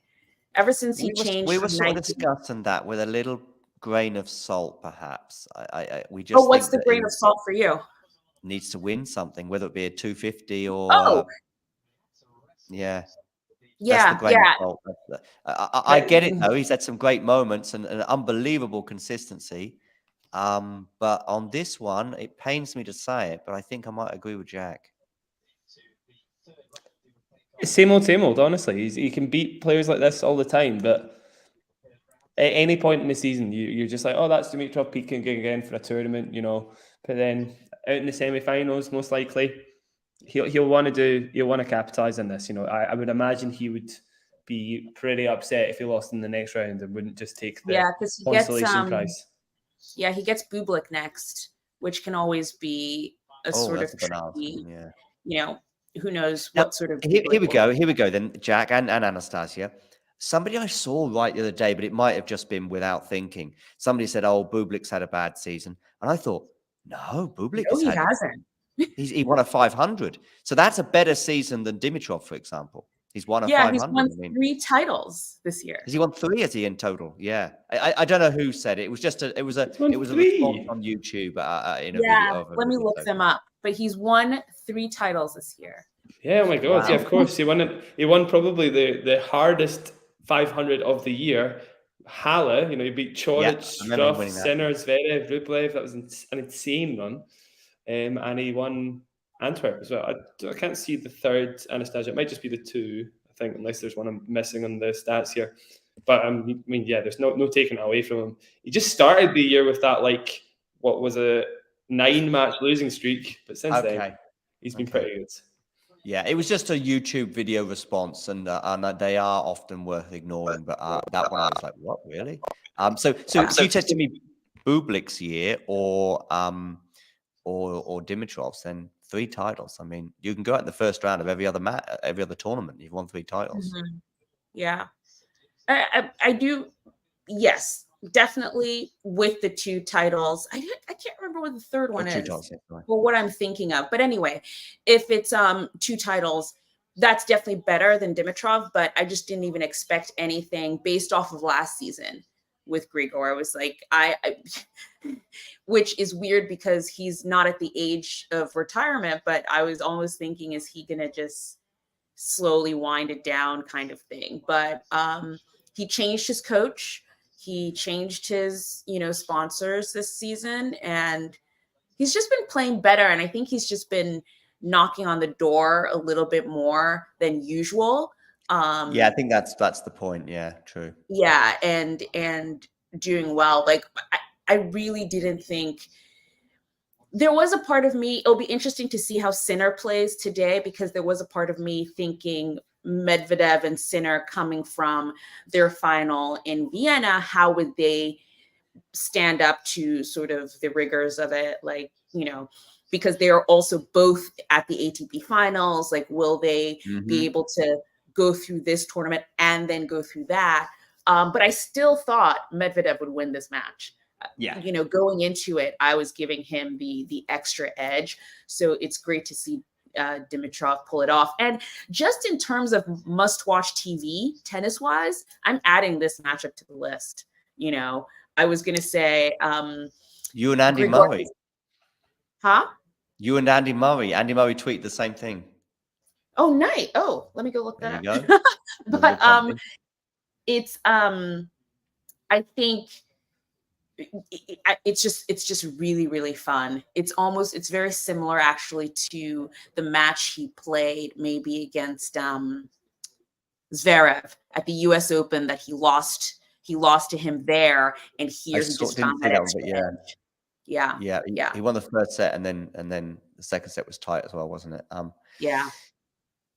Well, what about Felix against Stefanos, Jack? Any I mean, Felix, a bit of him and Rune are in a similar scenario. I think Felix's slump has been a lot longer. I saw a very interesting Tony Nadal Instagram post that congratulated Felix not just on his tournament win, but highlighted the injuries that he's had. So in a 3-line or 4-line Instagram post, Tony was basically saying, "No, well done, deserved title. You know, coming back, blah blah blah." And it was like after what's been a difficult year, including many injury issues. So I know some people have been quite keen to remind us. I think Vanch has particularly been keen to sort of say, "Yes, it has been a rough year, but asterisk alert." Yeah, I honestly think that Auger Aliassime is kind of back after that. I do know the losses and the whole season has been pretty poor overall, but to kind of come to your definitely his favourite conditions indoors and kind of take I mean, it's fair enough. You know, he's been having problems returning. He's been having problems even on his own serve and just kind of tidying up as efficiently as he has in previous years. But the run in Basel's huge. It's absolutely huge. I mean, like to put 5 matches like that in a row against fantastic players, particularly Hubie Hurkacz in the final, where he barely dropped a point on serve. I mean, he's absolutely back. He just needs a little bit of confidence. I honestly think like a couple more tournaments like this indoors, and he could go to somewhere where he's less suited and play pretty well, like the Australian Open. It's just been I mean, the injuries must be a pretty big thing, you know, and if he's playing this well now, probably he's over the worst of that. He's over the hump. So I'm pretty confident in him. I saw his loss to Purcell in Canada, and I was like, oh dear. And of course on home turf, and Purcell is a dogged opponent and proved that that day. But I was a bit like, oh dear, this is almost painful to watch in terms of where I remembered he was at the end of last year. Of course, as you highlight, different conditions. In fact, I jested yesterday in a Twitter space that he probably doesn't even want to leave his own home because he's so desperate to have a roof over his head. Is that the joke that I'm thinking of? Because I was thinking of someone saying, you know, wherever Felix is playing, just put a roof over it. Yeah, that was Gene saying that. Yeah, exactly. But that was in response to my, yeah. I'm gonna get coffee. If you guys are just okay for 5 or 10 minutes. Yeah, absolutely. Yeah. I was about to talk about Steph's season and Anastasia. Do it. You could see if you agree with my kind of conclusions on that. I would probably say Tsitsipas has had a bad season. Very, yeah. Very, very bad. Fair enough. Very bad. For the level he's supposed to be at, you know, he's supposed to be one of the people contending for Grand Slams. Yeah, he's supposed to be. Exactly, you're right. He's supposed to be. He's a top 10 player. That's his thing. And I remember he started this season with this weird shoulder injury thing. Where do you hear that? Yeah, it's just somebody in the background being annoying. Oh, okay. I was like, is that me? I was just timing it perfectly. But I'm getting a coffee as a result, so it's a win-win. But once John is back, I will leave for a coffee. But you know, he had the shoulder thing, but he was still playing, so that was odd. And you were like, shouldn't you just rest the shoulder? And then, you know, play. And then that took us to Monte Carlo. And then he went into, I think it was like Barcelona, where, you know, he played that match against Alcaraz where you're just like, what's happening? I just don't think he's also had the back and forth with the coaches and the not coaches and dad and not dad. And, you know, I just think he's had not the best season for his level. And I really hope there is some sort of come to Jesus, sit down moment in the offseason. Yeah, just like a moment of epiphany, right? Because it's just something's going wrong and he's not sorting it. Like, he's got to do something. Right. He really needs to come into 2024 different. He can't do this again. Like, if he can't really do this sort of season again, I don't think. It's very rough. I mean, I would say this is about the minimum we should expect of him. You know, winning a 250 is the highlight of the season, maybe, or the final in Australia. Okay, yeah, he did reach the final of Australia, but you're right. After that, it was the weird shoulder injury kind of stopped him playing properly, and he's been losing matches left, right, and centre. Quite frankly, you know, after that Alcaraz loss, we never really saw him get back to a level where we're like, oh my god, this guy could beat anybody in the world. We're pretty much expecting him to lose to top 10 players now. I would say. I mean, if I was a betting sort of person, you know, I would come into all his matches betting against him. You know, I can't believe here we are where, yes, Felix has had this like run of, you know, really great matches, but at the same time, technically, Steph should be the sort of the person you're going for in this match, but I don't even think he's going to win because I'm like, I think Felix could beat him in this situation, which is crazy. I'll that's where he's at. I'll take your pick in a second, Anastasia, because I'm interested to hear who you actually think is going to win this one. But here's the stat, I guess. He's played 1, 2, 3, 4, 5, 6, 7 matches against top 10. I'm going to lump Sinner into that category, even though he was ranked 14 in the world at the time. But he's played 7 matches and he's lost 15 sets out of 15 against those players. Yep. Obviously doesn't surprise you, right? You've summarized the season pretty well. This is what we come to expect of him this year. And if this is what is going to happen going forward, it just doesn't look great for his chance. By the way, 4 of those were on clay. It just doesn't look great for, well, his French Open chances, which is meant to be the one he's going to win. But just his general, you know, form going forward, it's kind of a bit of a damp squib. Yeah, I it's so funny. You said French Open. It's the one. I'm like, I don't even see him. There are just too many people who are going on clay. I would put Casper Ruud as winning the French Open final, French Open title before I would put Stefanos Tsitsipas. Absolutely, and I think a lot of that comes down to the fact that Steph's got an amazing serve and forehand, but he just looks like he's second best in rallies, like half of the time. You know, at least Casper can kind of live in that backhand side a lot of the time, but Steph's backhand is now like known as a weakness on the tour. I mean, if it wasn't totally explicit beforehand, it definitely is now. It's like, if you're in danger, serve to his backhand, like, you're pretty much going to get the point. It's not what you want as a top 10 player. 100%. No, not at all.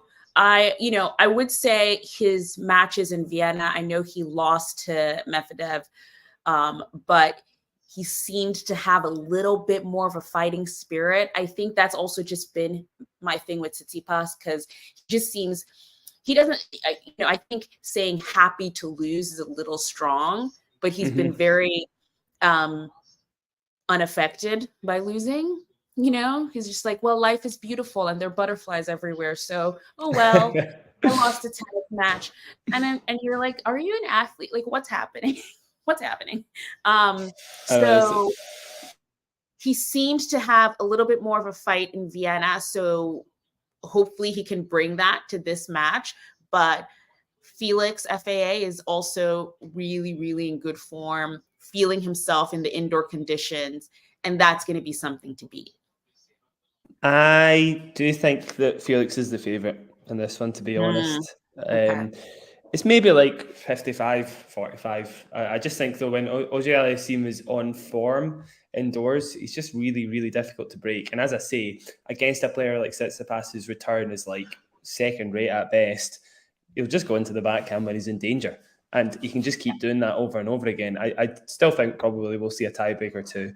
But I do fancy Auger Aliassime's chances, just given that he can bail out when he's in danger. Same. Yeah, it's actually kind of, it's a bummer, I think, to think that Tsitsipas is in this position right now, because he was supposed to be in that group that was beating the big three and was going to win a Grand Slam, and you just remember don't the days where you were like, Steph could beat Novak? It's just no way, absolutely not. There's of that sort of generation, the Medvedev, Zverev, Tsitsipas, I would even put Zverev, who's coming back from his injury, ahead of Tsitsipas in that. And 1,000%. Yeah, if he keeps playing like this, I don't know how much longer he's gonna be in the top 10. Yeah.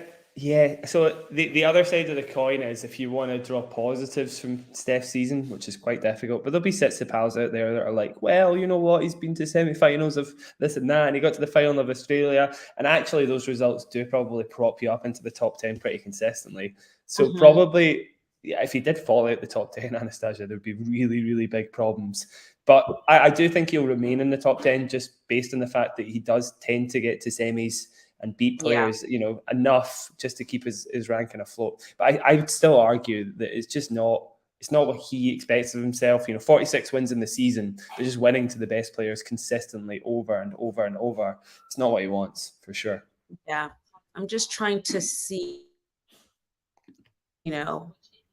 at the top 10, and yeah, he just has that 1-250. He just has that 1-250, and it wasn't really even in contention, I think, for any others. Like, was he in any other finals other than the Australian Open? I'm just looking at it now, and you touched on them already, actually, Anastasia. The Barcelona final, where although it was 3-4, it was probably one of the most one-sided matches of the year. Yeah, that was it. So he's only been to 3 finals, and he's been to a few other semi-finals where he's lost to Medvedev a couple of times, par for the course. If he upsets Medvedev in this sort of form again, everybody would be insanely surprised. And lost to Arthur Fies as well in Antwerp. That was the only other semi-final that he lost. So yeah, there's silver linings, as I say, but I just want to stress that it's the minimum we would expect of Stefanos Tsitsipas, who has shown us he can do way better than this, and not just beat everybody that he's supposed to beat. He comes up with upsets, beats the best in the world. But number 7 in the world, number 8 maybe sounds a bit right for me. Maybe just on the fringes, maybe number 10. I think that's about his form at the moment. Yeah.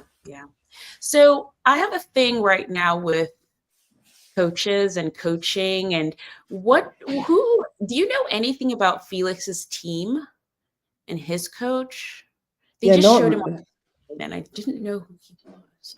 No, not really enough, to be honest. Obviously, Tony Nadal actually kind of just has as an outside influence. He doesn't really do much in terms of coaching. Yeah, I wouldn't even say he was a coach. Yeah, exactly.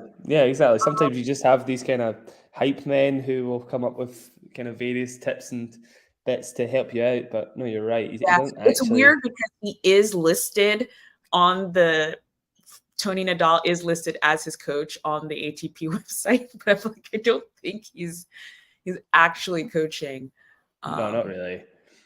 There we go. By the way, half a chance for Felix immediately, Anastasia. Well, I'll find out how close you are to me. I'm at love 30. No, you are way ahead. Because you're way ahead, but I will share the scores in a second. Oh, I just seen Ghosty in the chat as compared to me to David Tennant, which I'll absolutely take. But it sounds that's by I think it's by default, to be honest. But I'll take it anyway. You're like, sure thing.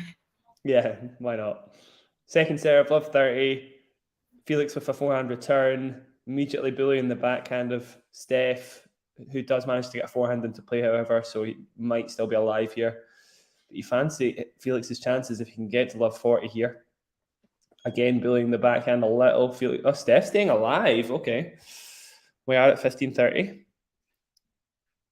But you can sense immediately, Anastasia, as soon as I'm like, Steph has to hit a backhand. Oh my God. We're probably going to see the rally turn around here. Yeah, it's just, I just have zero confidence in that shot at the moment. That's what his off season needs to be. Just that backhand. Just hit cones. All. You think so? Immediately we see a forehand return to Steph's backhand there, central ball, and Felix puts it away for 15-40. So we're up 2 chances immediately to the Canadian. Hello, Jean, in the chat, by the way. Is Jean and anybody else in the chat a Steph fan? Are they a Felix fan? Let us know. Maybe the Steph fans will be burying their heads in a second, although we are at 30-40, did manage to save the first break point.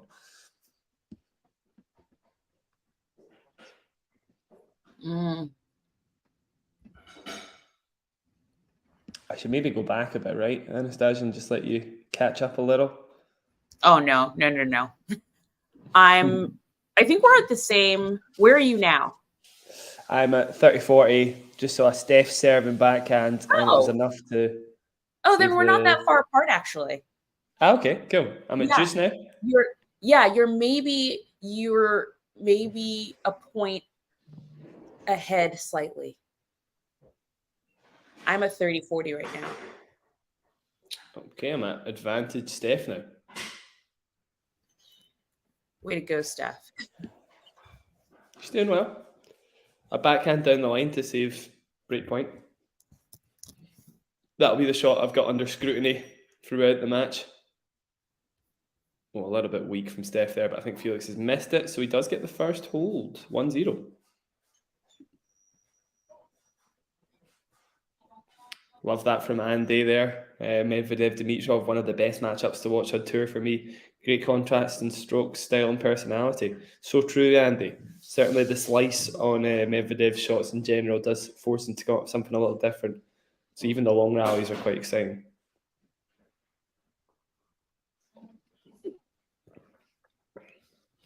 Yeah, I think that matchup, Medvedev Sinner, has been really good. Really good this year. Yeah, did you watch it that has. final? I didn't get to see it, actually. No, I didn't get to see it. I saw the Beijing one, which was phenomenal, to be fair. I was content with that, but I didn't get to see the Vienna one. Yeah, the Vienna one was even better, if you could believe it. So yeah, I love to see this match. I'm really loving the current top 4. You know, Carlos, Medvedev, Sinner, Djokovic's in there. It's a good group of top players that all kind of, they deserve to be there. They all have titles. And you do feel like they all have chances against one another? Yes. Like they all have a chance of winning. That's the point. It's competitive, right? I still have a question of the Djokovic-Sinner matchup. Yeah. That's my one question. But so the last time they played was Wimbledon, and that was actually very disappointing. It was, yeah. Arguably for 2 years in a row, actually, when, of course, Sinner was up 2 sets to love and didn't manage to close it out. Although that was maybe more down to Novak. But as soon as Novak locked in, same as this semi-final this year, it was one-way traffic. So yeah. But that's maybe Novak and grass, Anastasia. I do think if they're on clay or hard courts, there's every chance that Sinner could take the win there. Just the level or the pace at least that he's putting on the ball, kind of same as Carlos in that sense. Yeah, I'm hoping we get to see it actually at this tournament. We'll see how Sinner does. He has gone deep in a lot of tournaments recently, so we'll see how much he can hold up going into this tournament and then the ATP finals, because I really would love an exciting ATP finals this year. I really didn't. Yeah, I don't know what you thought about the one last year, but I was like, okay. Immediate thoughts from last year. The final and semi-final were crap. The one thing that sticks out actually was Medvedev's like 3 tie-break sets in the thirds and losing all of them when he actually they were all really scrappy, weird matches. But again, it was just kind of entertaining because it was so strange. It wasn't really the quality of the tennis so much. So yeah, not great memories of that tournament. I'd agree, Anastasia. No, I don't think it was not at all. So I'm like, guys, just keep your bodies together. And we need a good matchup. I just need some good matches for that ATP final because 2 years in a row would not be fun. No, I mean, tournaments are generally defined by their latter stages, right, Jack? Yeah, I would say so. We've pretty much been arguing that about the slams this year, right? So yeah, I would say so. You want to end with a bang pretty much every time. But I do remember the Medvedev losing 7-6 in the third set, I think for all 3 of his matches. But yeah, the semis and onwards was... And the other thing, well, it wasn't just that, because I would also say the speed of the courts. I know that Damien is a big fan of speedy courts, and he's living up to that reputation right now. He's watching a tournament on carpet right now, so that's how speedy he is. He can't be doing... I was shocked. I didn't realize there were still tournaments, even challengers played on carpet. Yeah, that was the only so one. Cool. But... Yeah, I totally forgotten about that actually, and now I'm getting flashbacks to Rublev like holding serve without really doing anything. He just like rattled through 4 first serves and kind of dust off his racket and go again, and it was a little tedious at times, to be honest. Not that fun when it's that fast. Yeah, I agree. Especially, I think Paris is a bit stickier, so that makes things a bit more interesting, as we've seen this week. There was also something I heard from Anastasia, and I wanted to react to that as well. I was just thinking about this. I've been thinking about this a few times in the last few months. How few times we've seen, first of all, Sinner and Djokovic play each other, and secondly, they've never played, I think, on a hard court. I think they've played. Yeah, no, I don't think so. They played twice on grass. They played 3 times. And Monte I think Carlo they played was the other, right? Once on clay, Monte Carlo, I think. Yeah, it was like 4-2. I remember that. So that's the thing is, I do think that Novak will be fine, but I do think he'd be pushed. I think both players reach their 2023 peaks. Novak wins, but it's probably like, it's a third set, and that's what we sort of want to see. We want to see Novak challenged, and we don't want to see somebody intimidated by him either. And I don't think Sinner would be. I don't think so at all. It's 100% different from the first 2 matchups they had. The third, though, at Wimbledon, as we've suggested, was definitely disappointing. Oh, so, agree. On grass. Yeah, everybody expected them to do better. Yeah, the weird thing also about that match was it was a straight set loss. And I think he went into his press conference and he was like, I did so much better than last time. And I was like, am I missing something? In terms of match games. But I did know what he meant, though. I knew what he meant by that. Do you think he meant kind of I don't know. What do you think? Because I didn't get it. He was closer in a way. I still think there was a gap there, as Jack highlighted. But that 5-setter was the most uninteresting 5-set match I can think of.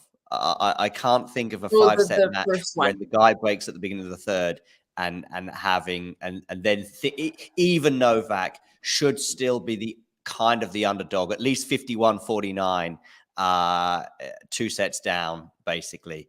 But as soon as he broke, it felt like 80-20, 90-10. Yeah, absolutely. Yeah, I actually think he was the bookies' favourite. I think I remember looking at it. There you go. They also thought the same thing. He was still the favourite in the third. Which wasn't surprising, I guess, in hindsight, the way he played after that. By the way, we've got half a chance here. I think just been snuffed out, though, with a lovely serve and forehand, so it will be 40-30 to Tsitsipas here.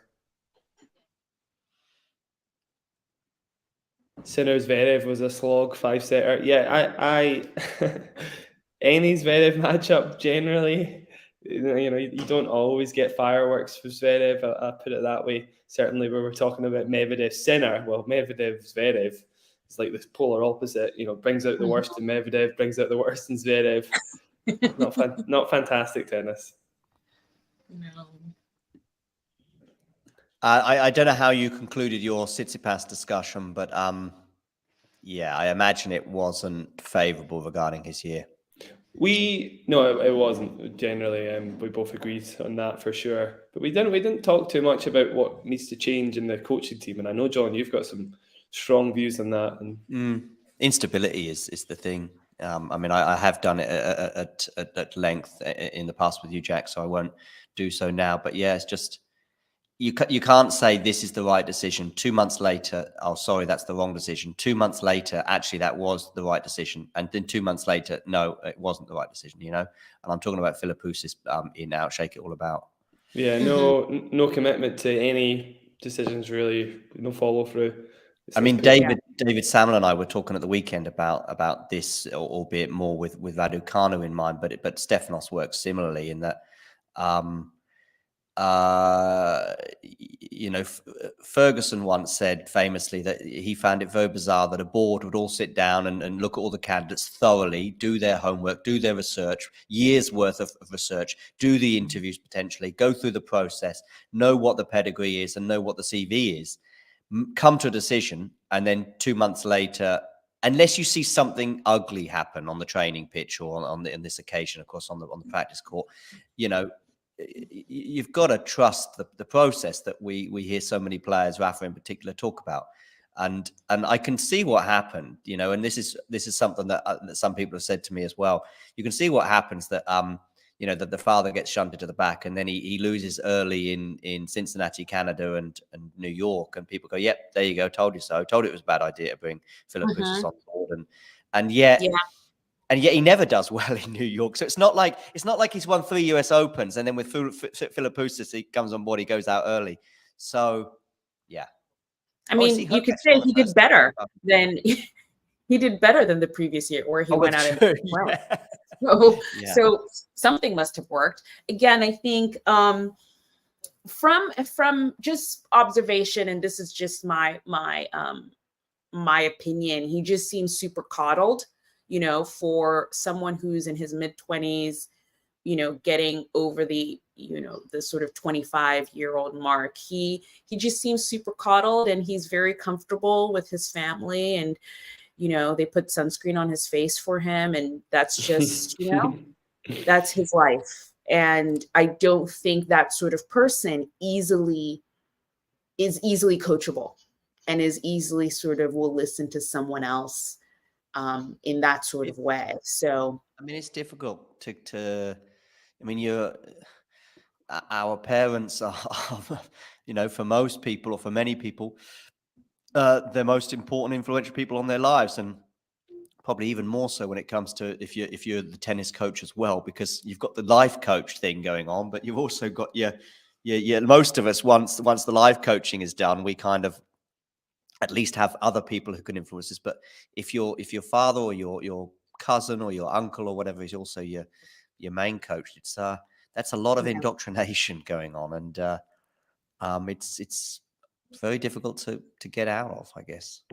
Yeah. By the way, if someone just tuning in, they might be thinking we're talking about like some sort of evangelism or something. They just caught the last 20 seconds of that, but there we go. I just let's give Steph or Tsitsipas a little bit to go on here. I just saw an amazing inside out backhand return from Steph to get himself to 1530, and he's now just clawed his way into 1540 on the Felix serve. Ooh. And an inside out backhand return is so far off brand. It's almost like I don't believe it. It's a fantastic shot. One is luck, two is skill, right? Yeah. So I like to see him do it again. How's your tennis elbow, Jack? It could be better. It's still on the mend, definitely, and I have been trying it out this week. It's pretty tired, but the physio just says keep going for it. If it's not amazingly sore, which it isn't, just keep fighting through it, and actually it'll get a bit stronger. So, not quite back to my best, John, though. the comments about the upcoming ATP Tour finals and thinking back to last year has also got me thinking about the WTA Tour finals, and then we could have a similar thing at the ATP. If the ATP Tour finals goes to form, we're going to see a gap between the top 3 or 4 and the next 3 or 4, and we might have to wait until the semi-finals for it to take off. And I think that might be the case for the WTA Tour finals as well, that there's been a lot of rightfully positive things said about the women's game right now in terms of the depth. And I don't, just because this tournament is highlighting a gap between the top 2 or 3 and the rest, doesn't necessarily mean that argument's not the case. I just think that right now, in this exact moment, going into those WTA finals, it was like, can you make a case for Rybakina on the last 6 months? Can you make a case for Sakkari being a justified sort of worthy top 8 player? And she's going to be pushing these players, albeit that she did get to a third set yesterday against Rybakina. Is there a case that Ons is in the best form and health and so on? Wow. So yeah, indeed. Coming back to the present anyway, Jack, we've had a break of serve. Yeah. Steph gets the break. Pretty impressive. And the backhand held up, right? Good stuff. He didn't challenge. Did he challenge that? No. Okay. Our poll, by the way, has got it basically at 50-50 this match, which, does that feel about right? I don't know. No, I think it totally does, because, again, if you were just looking at the names and you didn't look at any form, any history, or anything like that, you would say Tsitsipas should win this. That's just the level he's supposed to be at. He's number 6 in the world. But, Felix has been playing well. Tsitsipas hasn't. So that kind of levels them out a little bit, for sure. Yep. I had, I did have Felix as the favourite. Obviously now it's different, but I wouldn't be surprised to see Felix fight back. I'll say that much. Oh yeah, me neither. Yeah, but yeah, I'm at 50-50 for now. I would say 50-50.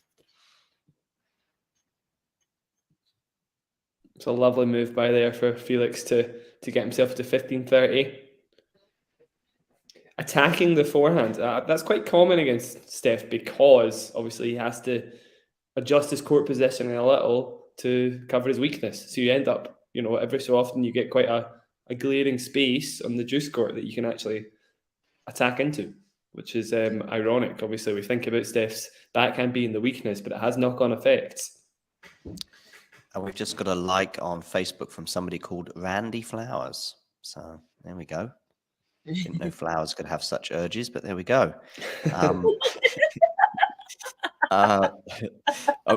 probably going to get an unlike now. So yeah, there we go. That was short-lived. Could be short for Brandon, maybe. The singer of the Killers. Is that the lead singer's name? Brandon Flowers. Yeah, could be. Who, if I think of some of their biggest hits lyrically, there's some confusing lyrics, but I'll probably have to say that for another day. Anyway, Ghost is off on one. I've set him off on one now after that comment. I'm 40, sorry. 30, by the way. 40. Are we 4? Okay. We're at 3 different junctures. I'm quite far behind, but as I said to Jack earlier, I actually quite like, in a way, Jack being not normally if I was actually really vested in the match, but I'm quite happy for Jack to be in sync with this snazzy scoreboard that I don't actually get the chance to share very often, because unless it's Jack or Damien, who, by the way, is so far into the future, he's already in Turin, that I don't get the chance to share the scoreboard that I quite like the color combo very often. So having Jack far ahead is or close to the present. Sometimes I'm watching a match that Damien commentates on, and I'm in the stadium, and I'm checking to see if Damien's ahead of me. That's how I don't know what technology he's got going on in deep as dark as Poland, but he's got all sorts. Bizarre. Yeah, it's bizarre. Just saw Steph, by the way, hold. I do find the break from Steph a little perplexing. I think that Felix maybe isn't quite warm on serve yet, because there was just a few first serves that were totally attackable. That's not very like him. So I would expect the level to rise a little bit, or we could just be seeing an off day from Felix, maybe a little bit of burnout after Basel, possibly. The Felix run last year did precede Paris, right? Because I think he went out quite early in Paris and then was fairly underwhelming in Turin as well. I think one win against Rafa, but was it 3 tournaments he won in a row before that? Yes, it was. Yeah, of course. 3 in 3 weeks, right? 4. The only one I remember is Basel, but he must have won a 250, maybe Antwerp, was it? Yeah, it rings a bell for sure. It was one of those tournaments anyway. He did amazingly. I thought it was 4 in 4 weeks, John. It might have been as crazy as that. That does seem like a lot, but it could have been. Wait, Felix was at Turin last year? Yeah. Yeah, he made the Turin finals, yeah. How did I forget that? And also, how far we have fallen. He beat Rafa. Wow. How far we have fallen, yeah. Oh my goodness. I blanked. I think I just blanked that out. You said it, and I was like, "Oh my goodness, that's true." And I was like, "Wait a second, he made Turin last year." And he was unbeaten on serve. He didn't lose his serve for about it's all coming back. It's all coming back. And yes, it was like 3. It was 3 consecutive tournaments. Sorry, John, you're right. And then actually made the semis of Paris, so he didn't do too badly here. But I do remember. Semis, did he in Paris? Yeah, but I do remember him. He had match points to save against Michael Ymer in the first round. I remember. Yeah, and there was some antiques between him and the crowd. I remember as well. Yeah. Oh, yeah. He got a little bit antagonistic, didn't he? Yeah. It was good. Yeah. But yeah, you're right. It was a lot of consecutive tournaments that he didn't have his serve dropped at all. I'm seeing 1, 2, 3, 4, 5, 6, 7 consecutive matches before getting it broken by Ymer. It was amazing. Such a good run. Where do we stand on incredibly raucous fans for compatriots? You know, I saw a Ben Rothenberg tweet yesterday saying that Paris Bercy is the tournament you've got to go see in Paris. This is exactly what I was about to say. I'm literally planning a trip to Paris next year for Roland Garros for that very reason. I've been to a few tournaments recently, and the atmosphere is so flat. Nobody wants to cheer. Nobody wants to clap. I do like it when I'm watching on TV, but of course, if it's against my man or if it's against the player, I'm getting annoyed by it. But that's bias for you.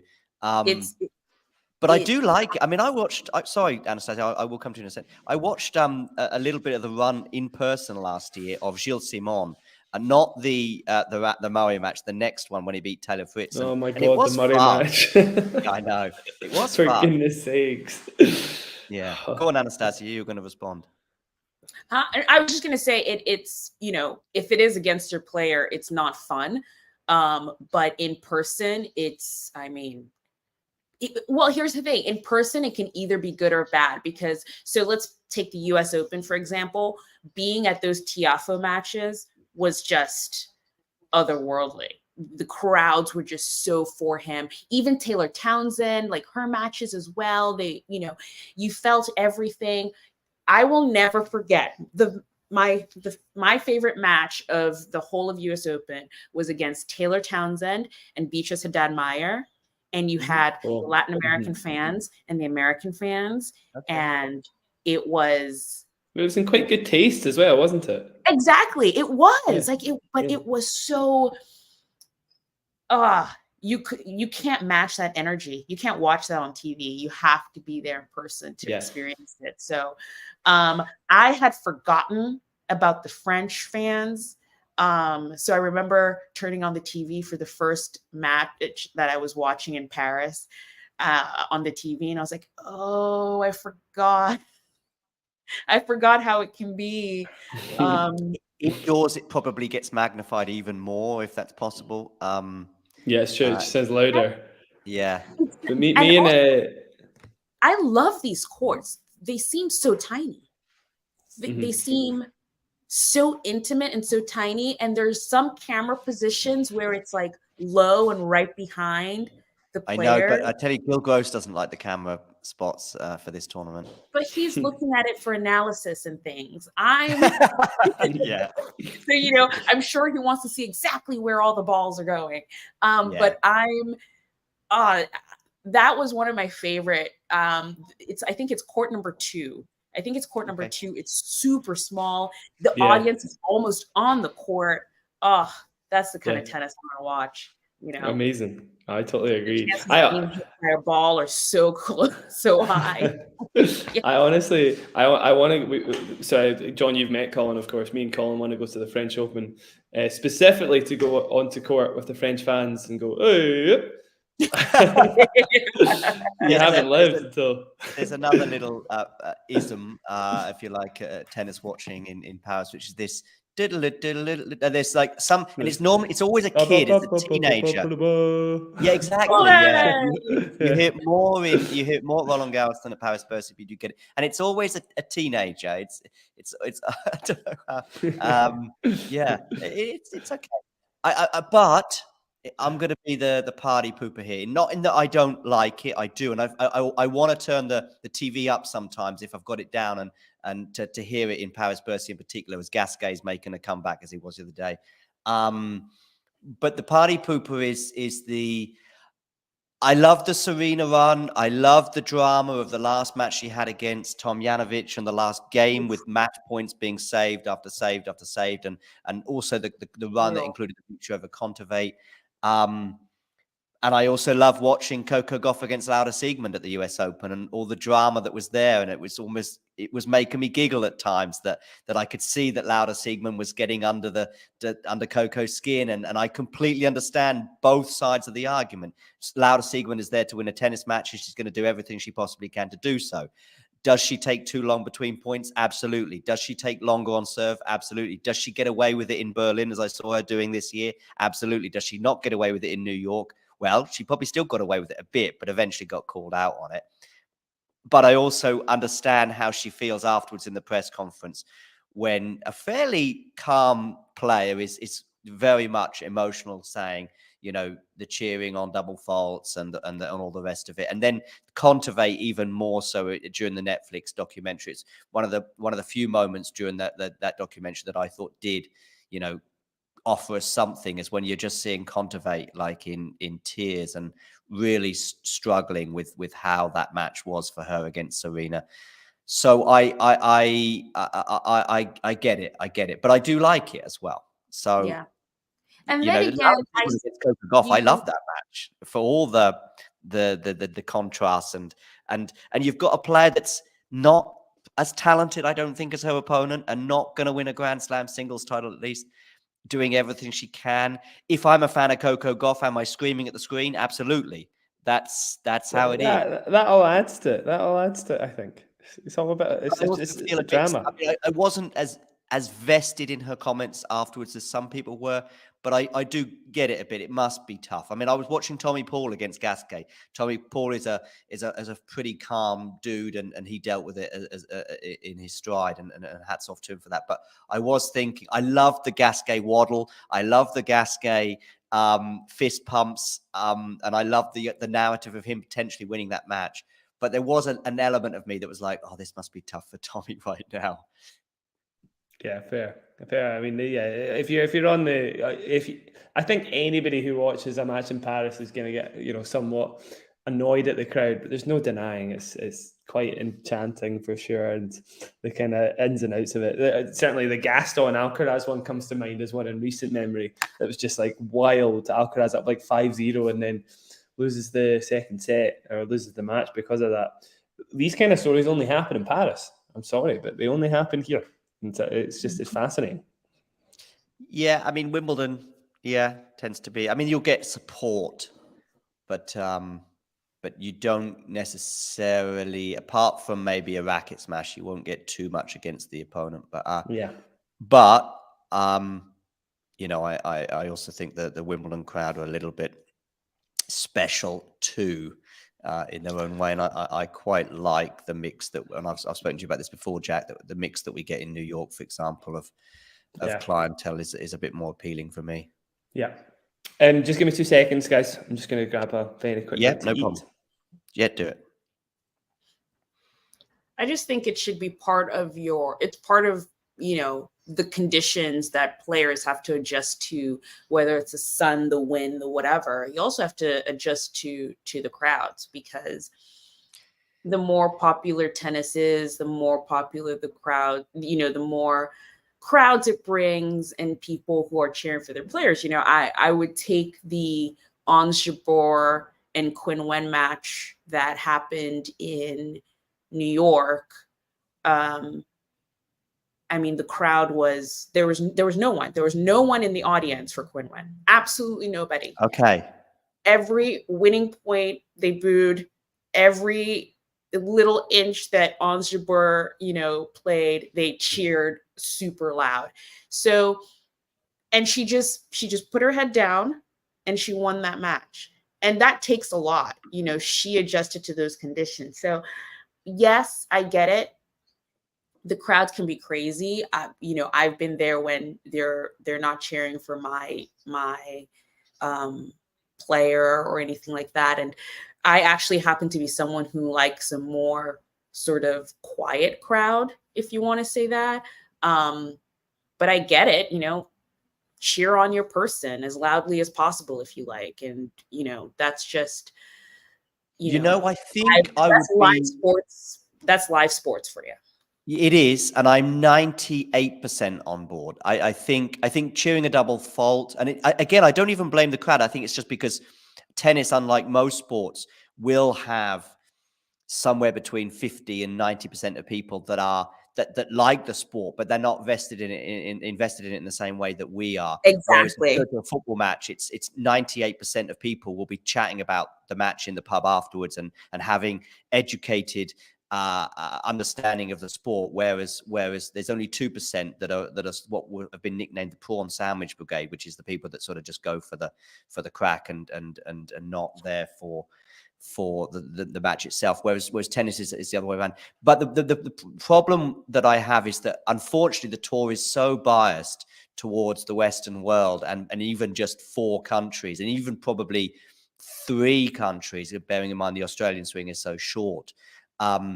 That you've got home support for UK, but in particular France and American-based players for 60, 70, 80% of the year and also at the biggest tournaments. So if you are from Russia or Poland or from perhaps even Germany, but definitely if you're from Africa, with the exception of probably the sort of Middle Eastern elements where you've got a lot of people sort of spread around the world in terms of Ons' case. But there's 50% of the tour that are just never getting that kind of support, if you like. They're always having to face it. And I would say New York is maybe the only place where I would disagree with that, because yes, in that match in particular, Ons had more of the support, but then I went to Sabalenka's match and it was Sabalenka and Quinn Wen, and all of Flushing came out for Quinn Wen. Like, it was a huge. So they were all out for Quinn winning that match, but they weren't against Ons. Is that right? Sorry? You said they were coming out for Quinn Wen in the match against Sabalenka, but they weren't for her in the match. Yeah, there wasn't that much of a contingency at the match with Ons, but then all of a sudden I was like, where did everyone come from? Where were you the other day? But they were there for her match against Sabalenka. I mean, I think we were talking about the US Open women's final of last year. Felix, by the way, is serving to stay in the first set, but anything rock and roll happens in this match, I'll let you know. But I thought the atmosphere stroke support for that women's final wasn't too bad last year with Ons and Auger. As in, like, I saw quite a few Polish shirts, like soccer shirts, which is that because there's not much attire we can wear apart from flags to support our player. The next best thing is to wear a soccer shirt to show your allegiance. And I remember chatting and doing a few little sound bites with some Polish people outside the stadium, because there's quite a Polish community in and around sort of North America, I think, in various cities. Yeah. But also, of course, there is a Tunisian. In fact, my hairdresser, my barber, on the day of the final, and it wasn't by design, but was Tunisian.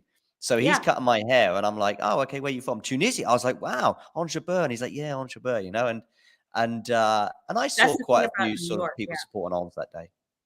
Yeah, no, that I think. Again, I have New York is the only Grand Slam I've ever been to, so I don't know how all the others are, but I'm always surprised by, you'll go to a match and think I wonder who's going to come support this person. And then you'll see their flag flying so there seems to be an even amount of support for players, unless you're playing against an American, and then good luck. Good luck to you, because you will not get that much support. And that's the main thing that I have. If it was like a home and away scenario, like, if there was if the big tournaments were more spread around, if you like, then it would be like, yeah, it is tough in New York, but you wait till you come to you wait till you come to Seoul for the next Grand Slam, or you wait till you come to Warsaw. You've got a Warsaw 250 or a Grand Slam, if you're say a Polish player, for example. So it's just that's my thing. I mean, if you're British, you're always going to have Wimbledon. Sure, you might have to face it in New York, but you'll get your support in London. If you're French, you might have to face it in Melbourne, but you'll get it, back in Paris. Whereas if you're from Latin America, for example, yeah, you might get it in certain matches. But if you're Latin American and you're up against Tiafoe, or up against Coco, or up against Tommy Paul or Ben Shelton, you're not going to get the crowd, and that's just the way it is. But you don't get a return, if you like, if you're French, British, Australian, or American. Yeah. And, again, I'm always for civil cheering for people. I think I definitely was in some of Ben Shelton's matches where it got a little too testy. Hurkacz has dispatched with Bautista Agut with. Oh yeah, I saw that come through. Hurkacz is, he wants to go to the ATP finals. He wants to go to the ATP finals, and he is going to, get there, if by sheer force at this point. We haven't seen Holger Rune play, so it'll be interesting to see how he does today. But Hurkacz really, really wants to be there. Yeah. I think that the Dominic team Holger Rune match, yeah, it's exciting anyway, but with that added little element. Now it's interesting, of course, with Rune playing after Hurkacz, that I do think that if they both have sort of early-ish exits, then the gap needs to be 2 rounds between them for Hurkacz to make it. So in other words, if Rune goes out today, that won't mean Hurkacz is there. But he'll have to win his next one. Yeah. But with Hubie winning, that sort of just applies a bit more interest and pressure to Rune today, and he could come a cropper. I mean, I think it's interesting that for the first, maybe not the first time, but it's interesting that the Dominic team has had to and has succeeded in qualifying for this tournament, and I think that may actually give him a slight advantage. Not saying he's going to win, but actually may have helped him in the earlier round against Wawrinka, for example. Cian, I don't know how work is done with this much good tennis going. I'm not even joking. It's like I wasn't planning to watch that Grigor match, and then I was drawn to it. By the way, it's really tricky, unfortunately, with from names from this part of the world, but it's Keen. But I would have no idea if it wasn't for that. I think the first time I saw Keen in the chat, I was like, how do I say this name? But fortunately, okay. But it's a tricky one. But you wait till you see, like, what are some of the names in Ireland that we get, like Yvonne, is it, and Eve and Phoebe? Some of them are spelled in unusual ways, Jack, right? Am I making any sense? Some of the there's some very well-known names in Ireland that are particularly tricky, and I was like keen, or I think I wrote Cian in the chat. Yeah, there you go, Neve. There you go. That's one of the classics. Thanks, Siobhan's a good one. Siobhan, wait, yeah, that is not pronounced Neve. Yeah, it is. That's not pronounced Neve. Really? Yeah. Here's Siobhan as well. This is Siobhan, right? Is it? Keen, can you? There you go. Here's Siobhan. Oh, thank you. It's you. You're writing it. Nice one, Jack. Yeah. Yeah, that's Siobhan. Really? So then it makes the MH, so the adding the H kind of then makes it a V. Yeah, I don't know. Don't Oh, know. wow. I mean, listen, English and pronunciation is odd anyway at the best of times. So, logic and all that aside. Mm. Well, I love languages, so that's interesting. I'm trying to figure out what the pattern is. How? Yeah, English pronunciation is not consistent, let's say. Despite it being arguably one of the easier, if not in some people's eyes, the easiest to learn. My unscientific view on it, not completely unscientific, I did teach English for a little bit, albeit to adults, is that I think you can get to a pretty good level in English quicker than a lot of other languages. So you can become, but then getting that last step, I mean, there's things like phrasal verbs that, like, even the word get, we can use in about 7. And one of the most simple words in English that you and I will just be completely au fait with. It's quite a difficult one to get because it has about 7 different commonly used meanings. And that's before we get to pronunciation. Also, I sometimes when I was teaching, we would see when you and I are learning, and I will get back to the tennis in a minute, I promise. When we're all learning English as a native language, for 5 years, we don't even see the word. So we're in the supermarket and we hear our parents say, would you like the receipt? And they'll say, yes, please, I would like the receipt. And for 5 years, we hear that. And that's why when we start writing and spelling these words, we mess it up left, right, and center. We're writing receipt. And then one day we were about 7 or 8 years old and we see it in a book for the first time. We're like, what? That's how you spell it? And yet for a foreigner who's 20 I still years do old, that now, John.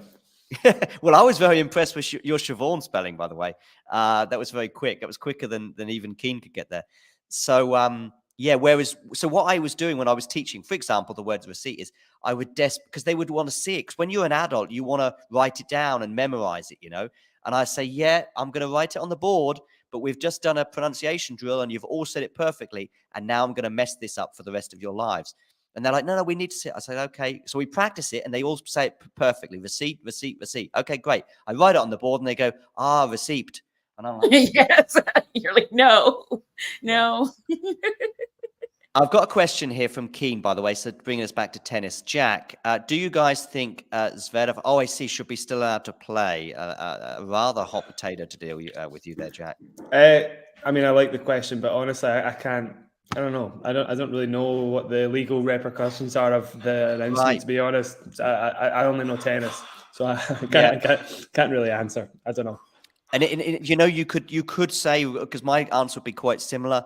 You could say, I'm dodging. It's not I'm dodging the question. I just don't want to get out of my depth on a topic I'm not familiar with. That's what I mean, exactly. I really have no idea if he should be legally or not. If we're talking morally, then I think for a long time I've been in the same boat. I don't really think he should be playing. Ask me one on Israel-Palestine. I find that one a bit easier to deal with. Tongue slightly in cheek. Yeah. I don't think anything's.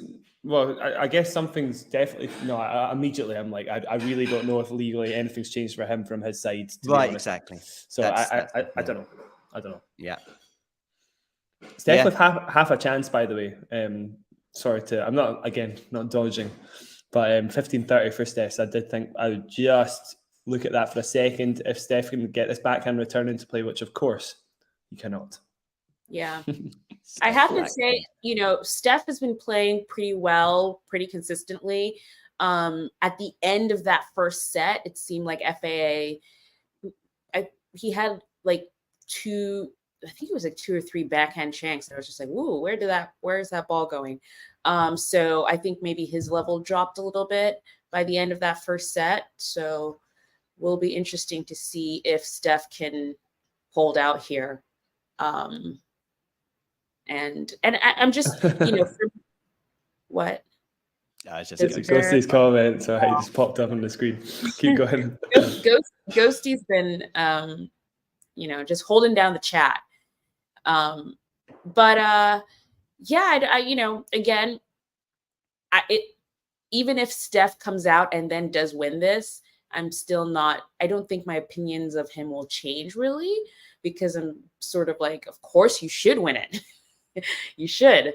So, yeah, I just don't know what to Ghosty do. sort of disappeared for about a month from the YouTube sphere, and I wonder if he's a bit like an ATP Tour player that we're sort of beginning to forget about, and then suddenly, as it looks like he's about to drop out the top 100, he returns. He returns. I just thought so he was he's on back. sabbatical. You know, he sort Is he of not like just maybe he's a big fan of On the Line, possibly because Well, exactly, Jack. Yeah. Oh, our absences kind of intertwine a little. Yeah, yeah. There is an interesting one there. We'll have to see a bit more of a sample size for this, but definitely, yeah. Actually, I did want to ask you about On the Line. When are we going to be hearing and seeing your stuff again? Yeah, I'd better tune in for the end of Paris, I think. So probably the end of the week, I'll get an episode out again, and then we'll be back to normal circulation. Yep, Keen there as well is going up against Gil Gross with that thought on and Anastasia. So it's 2-1 now. Yes, we're winning. We're gonna take. I'm in that vote. I'll add a vote to that. I'm 100% for that camera angle. Thank you. 3-1. I'm staying neutral just because until Gil Gross mentioned it about a year ago, I wasn't somebody who realised or paid any attention to it. Felix has held though from what was a sticky situation. Mm-hmm. I feel like you want to know what it's like to be one of the players. Yeah, and that camera angle just like totally brings it to puts life, it right? in there. Yeah, I don't know. I like it. I like a nice small intimate sport. Yeah, the only sort of, well, not the only, but there's a couple of quirks about Paris Bercy. One is the scoreboard being low enough in the stadium for an occasional tennis ball to hit it, when you could argue that the ball was still neutral, although probably you're not going to win the point if you're hitting the ball up that high. The other one is just getting the crowd in and out. And it was a bit uncomfortable last year as the daytime people were trying to get out, whilst Gilles Simon was just finishing a 3-set win over Taylor Fritz, and then the evening people who were keen to get in to see Nadal, Tommy Paul. So you got some pretty big sort of game matches happening quite early on in the tournament, but you've got this whole sort of people trying to get out and people trying to get in scenario, which you've got people standing outside in the cold and getting quite annoyed, and then you've got people inside that are trying to force their way in, and a rather civil crowd just on the verge of getting a bit unruly, let's say. And you don't have that issue with an outdoor environment. It's very quick and very easy for daytime sessions at Roland Garros to very quickly sort of disappear, and evening sessions to roll in because of it being an outdoor environment. So Paris does have a reputation as well of having one or two organizational issues rather regarding big sporting occasions, and they got away with one, I think, for the Champions League final last year. So something to bear in mind. But it is just really difficult to manage, an indoor Masters 1000. Yeah, I hear you. And just for Keen and Sean in the chat, because Sean, I think, doesn't realize what we're talking about with the camera angles. It's not this court specifically, because this is sort of the normal high camera angle. But on court 2, I believe it is, the smaller courts, the camera angle is right behind the players looking down the court. And that's the one apparently that Gil Gross doesn't like, but we do. Okay. Because it's fun. It's super Keen fun. here. I was at Paris Bercy last year. I can tell you 2 things, one of which probably won't surprise you, is that it is in a rather very nice part of Paris, if you like, in terms of affluence, I guess is the word. So yeah, that's the first thing. Second thing is it's not that near to the city centre, but a lot of these tournaments aren't. I mean, the Madrid one is pretty far out. It's probably a good 40 minutes by metro to the city centre of Madrid, and that's quite, because considering Madrid is about half the size of London, that's pretty far out. Wimbledon, well, depends on where you're coming from, but city centre is probably about an hour away by tube. And yeah, Paris Bercy, I can't remember, but I think sort of 45 minutes outside the city centre. Ooh, Yeah. lovely touch from Felix. Really nice. That's very similar to what Hubert Kratch did yesterday. That like pickup, oh, so good. So good. So we are looking at break point Felix. Ooh. I can talk us through it. Just let us know what happens. Yes, please.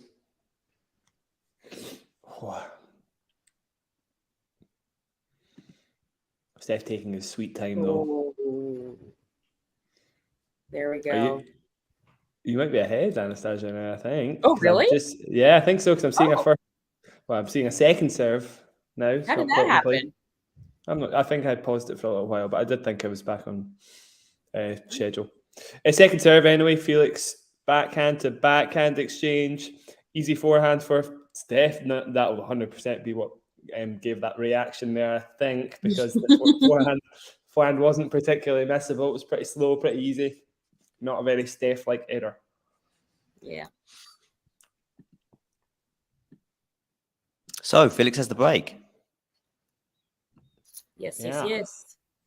I'm gonna go grab some coffee. I'll be back. Go do it. Yeah, it's much earlier in the morning for you.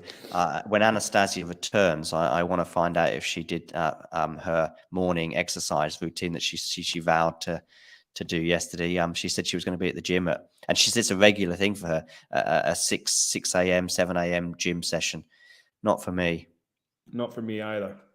I'm all right with the gym, but I'm more of a, and of course it's congested, but I am more of a sort of 5, 6 p.m. person.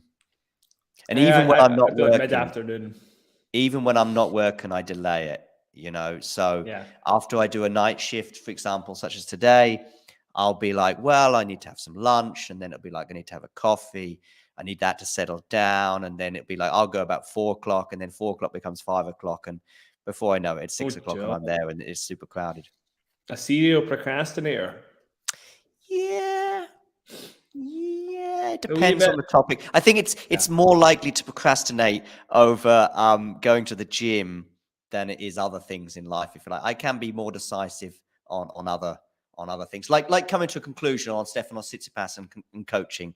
I don't procrastinate on that topic. And I'm a 50-50. There are certain things I will. Booking flights, I can be a procrastinator. That's true. I'm hesitating and I'm not sure. Do I want to go at this time? Do I want to go at that time?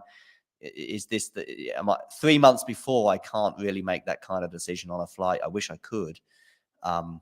So then suddenly I'm like, oh, the price has gone up 50 euros. And it's like, yeah.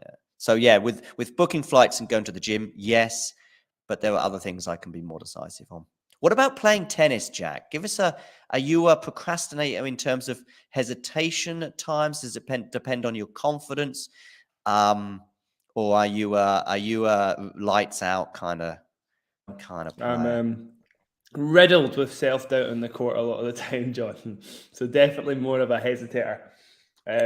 It's definitely a problem for me. I can definitely feel the pressure, get a bit tight. So yeah, decisions then become a little bit difficult if you're feeling tight. You don't really know what you're doing. You're just worried about getting the ball in. So no, I've been there definitely. My best matches are when I'm not feeling like that. There's also a danger, though, which is the sort of opposite end of the scale. And I think it happens to all players a lot in all sports, is that you can sort of drift as well. You maybe lose that sort of tension or that thought process of, okay, this is a break point for me here, or I need to you can sometimes just be serving and just sort of be in autopilot as well, which can also be a bit dangerous. I've heard footballers talk about this before matches. Just be aware of the moment, if you like, because you can just drift. But you cannot be involved and not realize what's going on, even on an individual sport like tennis as well. I hear you. Yeah, you don't want to overthink, but you also need to. You can't. You're right. You can't just play like you're not thinking. There's which sometimes I'm sort of serving and I'm just not thinking. That's not because I've got an incredible serve. It's just because I'm not quite enough in the moment either. And then before you know it, you're facing 3 break points. That's what I'm getting at. There's quite a good way that Carousel put. Do you know Carousel? This YouTube channel that he's got, My Tennis HQ. Heard of this guy? Definitely worth keeping up with him because he went off of professional tennis for ages and he's making a comeback now and he seems to be doing really well. I saw that. There you go. Saw that. I started following him because I can't remember the YouTube video he put out, but then he started coaching. He coaches Marcos Garon too. Yeah, he does. Okay. Yeah. Yeah. I don't know if he's put that on the back burner though, because he's actually pursuing his professional career quite Yeah. heavily. Yeah. But and what he came up with basically was with this phrase, you play with your body, not your mind. But he went on to flesh that out, and he was like, you have to have an intention on every shot, but don't think about how to do it. Think about what you want to do. That's fine. You can have the brain going, I'm going to do this, forehand inside out, volley into the open court, but you're not thinking about how to do it. I think that's the difference that a lot of recreational players come up with. A lot of them are like, okay, forehand cross court, how am I going to do that? I need to keep the face closed. I need to finish over my shoulder, and then the whole kinetic chain just gets completely broken up. So you've got to have a clear intention, but you don't think about how you're going to carry it out. Right. So a lot of the coaching that you'll have had, or even like a beginners or amateur level, somebody saying this is how you need to hit a smash, with the sort of using your hand to guide the ball and various other things that Jack can go into far more detail than I can. But you've kind of got to forget about that when you're actually doing a smash in the match. Is that something? Yeah, exactly what Ghosty's suggested there. I am a fan of muscle memory, but not if you overthink exactly what you're trying to do, then it all just goes to pot. You've got to think about what you want to do rather than like what you want to achieve. Where do you want the ball to go? Not about how you're going to get the ball to land there. Otherwise, it's very difficult. And I love Sean's response. It's all practice, because you just kind of have to have it built in, or, that's what's going to happen. Because that's where I am now. Now I'm just overthinking everything, where it's like, okay, this is what I wanted to do. So then, okay, great. So I have to take my hand back, and then I have to bring it forward, and then I have to like point it in that direction. And you're just like, and then the ball's gone by, Yeah. So, of course, and there's so much truth in it. The only thing I would ask Jack is can you practice a match point, either a professional match point for these guys, or can you practice a match point when you're teaching an amateur to say, yeah, I mean, I think we care. We want to win the match when we're playing against our mates, but we also want to win that match more so at the weekend when you're playing in a tournament or something. Yeah. How do you prepare for a match point? I think practicing in isolation in a very closed setting where somebody's just like feeding you hand feeds from a basket is very dangerous, because the reality is, in a point, you're probably going to have to hit 5 or 6 different shots. I think Rafa once put it perfectly and said, no, I've never hit the same shot in tennis twice. He said every single time, every single shot is somewhat different. And it's so true. You need to play points in a practice setting, even if it doesn't have to be pressure points. You can still practice that, but points full stop, dealing with different balls. Don't think you can hit a forehand perfectly if your coach is dropping you balls like, 50 in a row and you nail all of them. And then in a point, it goes to pot. Well, what to do? It's not that amazing. The secret's not that crazy. It's not going to be the same ball every time. And you have to come up with a different shot, like where you want to put the ball every time as well. It's not going to be the same target. So there's just so many variables. You have to practice that in a kind of more open setting. Definitely. It's almost like a conversation. You never, even if you have an identical conversation with exactly the same words, it still won't be the same. For example, whoop-de-doo is not a word that I've heard very often, and certainly not for about 20 years. So you just got to be prepared for these left field moments, if you like. Yeah, so true. So true. Even if the outcome is the same, even if you eventually come to the conclusion that Steph should fire his dad, the ins and outs can be different. Yeah. Yes. Ghosty, I always see everything you write, so I'm always watching. Ghosty. I'm always watching. And yes, I did wake up at 6 a.m. and I was at the gym and I did my workout, and then I came. Good. Yes. Yeah. It was done. It was done. Give me a second. I'm going to steal some chocolate biscuits. Need some energy. Do it. As I see a backhand return from Stefanos and a backhand slice from Stefanos. There was a few times in his match against Medvedev in the semis last week in Vienna that he was just leaving his forehand side too much room to recover, as in, like, you sort of protect your backhand, backhand, but of course it does then leave you. And Medvedev was just doing it perfectly, as in, like, he was just doing it often enough to deceive Stefanos in terms of going for the forehand side, but also hitting it with unerring accuracy, that it was getting so close to the line that Stefanos couldn't get his forehand on it. Which is the problem when you have a glaring weakness such as Stefanos does have on the backhand side. Yes. I'm sorry. I'm still looking at videos of this thing that Daniil Medvedev did on his walkout. Oh, okay. What did he get up some today? Did he smash his racket or something? Or no, he kind of gave the finger to the crowd. Oh, did he? He did, and then people, of course, people asked him about it, and he goes, "No, I was just looking at my nail. Why would I?" He's asked about it in his press conference, or he said, "I was looking at my nail. Why would I do this to the beautiful Parisian crowd?" Such a troll. He's such a troll. I love him so much. I know, yeah. Yeah. But again, I think silver linings, I always try and look at the silver linings of everything. And hey, Alcaraz is out, early. Well, he can now focus on Turin. Same thing with Daniil. They're out early. They can maybe take a little bit of a breather and hopefully come to Turin, all rested. And I'm all for big guns really like in Shanghai going out early. But the problem is if you get one big gun left, and then it's just sort of like, oh, okay, it's an inexorable. Oh, well, that's unfortunate. I can't remember. Maybe it was Miles. Maybe I can't remember who I was talking to about this specific thing. Or maybe it was you just behind the scenes.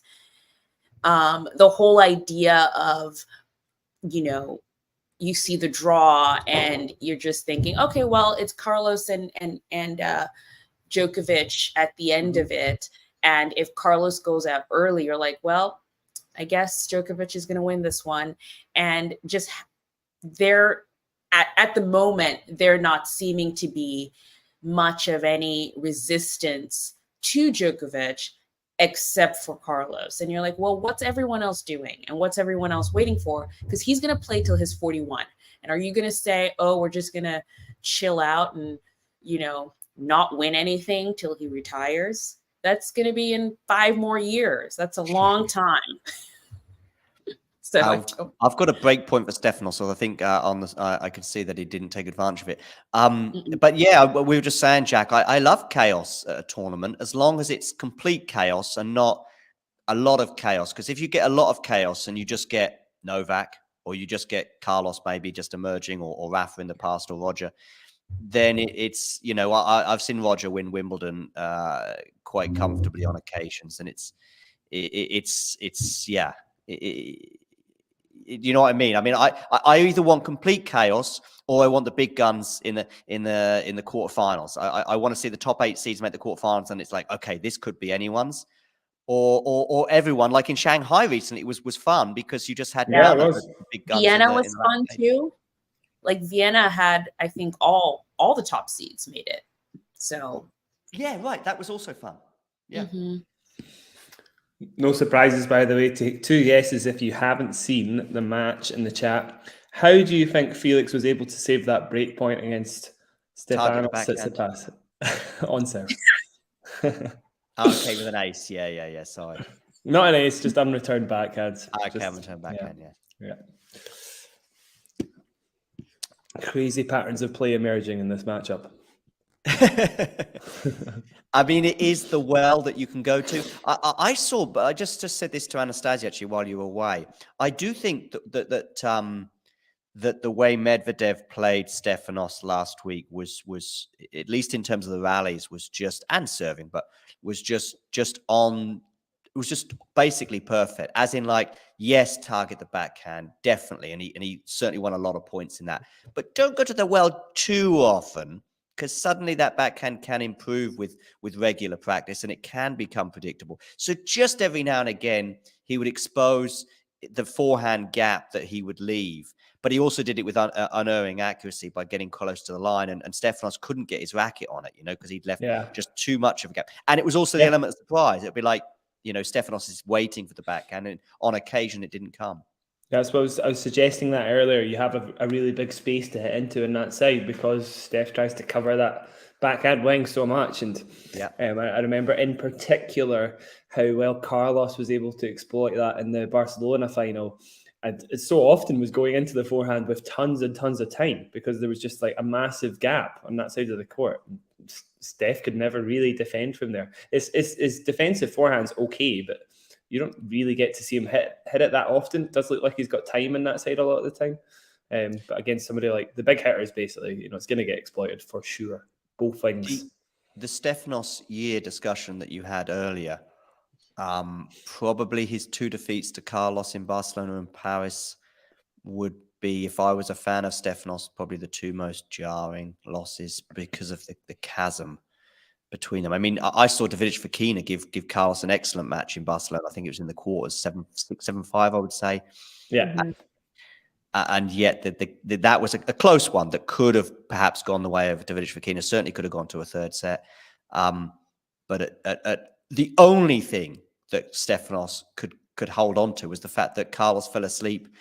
He was so bored in the third set in Paris that it actually became kind of close for a little bit. But as soon as he woke up again, it was like, okay. It's a lovely forehand winner there from Stefanos cross court. But yeah, the chasm between those two. Do you think that's a matchup thing? Or because I remember during that time, it seemed like Stefanos was having a love affair with, Carlos. He could do no wrong. He was like perfect. And, he loved the way he came to tournaments and he was always smiling and I was like, this is your opponent. Stop it. I don't think Stefanos, I know Jack's going to have to say something on this, but I don't think Stefanos kind of knew the answers to the questions that Carlos was posing, particularly in Barcelona. So I think that might lend itself to that argument. But then I would say it doesn't fall into the same category as a Medvedev Carlos scenario, in that Carlos is so adept at the net and can expose that. And that's felt like, and it's also one that Medvedev did at least temporarily find some answers to in New York, whereas I just don't see Stefanos doing that as long as Carlos is somewhere near his best. Jack? But I suppose the question is just like, what's the difference between the 2 matchups? I mean, Steph, it's totally different. It's all from the baseline with Steph and Alcaraz. It's a clear disparity where it's all these other kind of add-ons, the net play, the ability to exploit the deep return position against Medvedev. That it's a whole other Alcaraz that we see take to the court when he plays Medvedev. It's not the same thing at all. Right, exactly. Which is probably what I was trying to get at, in that I think the Medvedev thing is, if you're a Medvedev fan, it's like, yeah, just a bad matchup. But I don't think that Tsitsipas can lean on that as much as Daniel can. Oh, absolutely. Yeah, I really don't see. I don't know how Steph's going to beat Alcaraz. Where before we saw the matchup with Medvedev and Alcaraz, it did seem like there was an answer. It did seem like there was ways that Medvedev could win. Where Steph is always going to rely on holding serve, hopefully, to get him over the line. And that's still a big ask. It would have to be a pretty lucky set of events that would get him over the line in that matchup. Especially on the Barcelona clay. Yeah, especially on Barcelona clay, exactly, where Alcaraz had plenty of look-ins. Yeah. Next year's going to be so fun with the Olympics being on clay. Yes. It's going to be, interesting. Yeah, hopefully, maybe they'll see a 3-time champion crowned at the Olympics. Is that likely? Oh, okay. I was thinking of Rafa, because I think he's won 3 golds, 1 singles, 1 doubles. 2. So you're right. He would have won a third. Yeah, but I know you're not thinking of Rafa. Yeah. So Andy's won 2 gold singles. 2 gold singles. Yeah. It's not bad. I mean, yeah, extremely good. But Andy Murray, aged 37, is he right now? What's his age? 36. 36. So he could. When's his birthday? You must know when his birthday is, Jack. It's May 19th or so. Well, May's enough. I didn't expect you to get the exact date, but so he'll be 37 come next year, and on the Parisian clay, probably those variables couldn't be much worse for him in terms of a shot at a medal anyway. As long as he doesn't play Diminor, we'll be fine. I love that tweet from Scott. Don't know if you saw it. This is ahead of the match about going to hell, and somewhere the smoke emerges, and in the middle is Diminor. Yes, I did see that, and I was like, ugh. I couldn't believe it when the draw came out. I was like, what is this, like a, I don't know. It's and he's just so close. He's there. He was there in Beijing. He was there in Paris. And I don't know. It's so painful. I'm sure Andy wakes up in the Glaswegian winter or wherever he resides. East Kilbride, is that where he's from? No, he's not East Kilbride. Dunblane. Sorry, yeah. East Kilbride is sort of near Glasgow, isn't it? Yeah, somewhere in the leafy mist, even in December, is probably Diminor emerging at the bottom of his bed. Just as a good morning, Andy. Oh my God! I liked Katie Bolter's tweet afterwards, because I was like, "That's how I feel." I was like, "Never, ever again, please." Rig the draw. I just can't. Maybe my Kate heart feels like that. I'm not sure if Alex does though.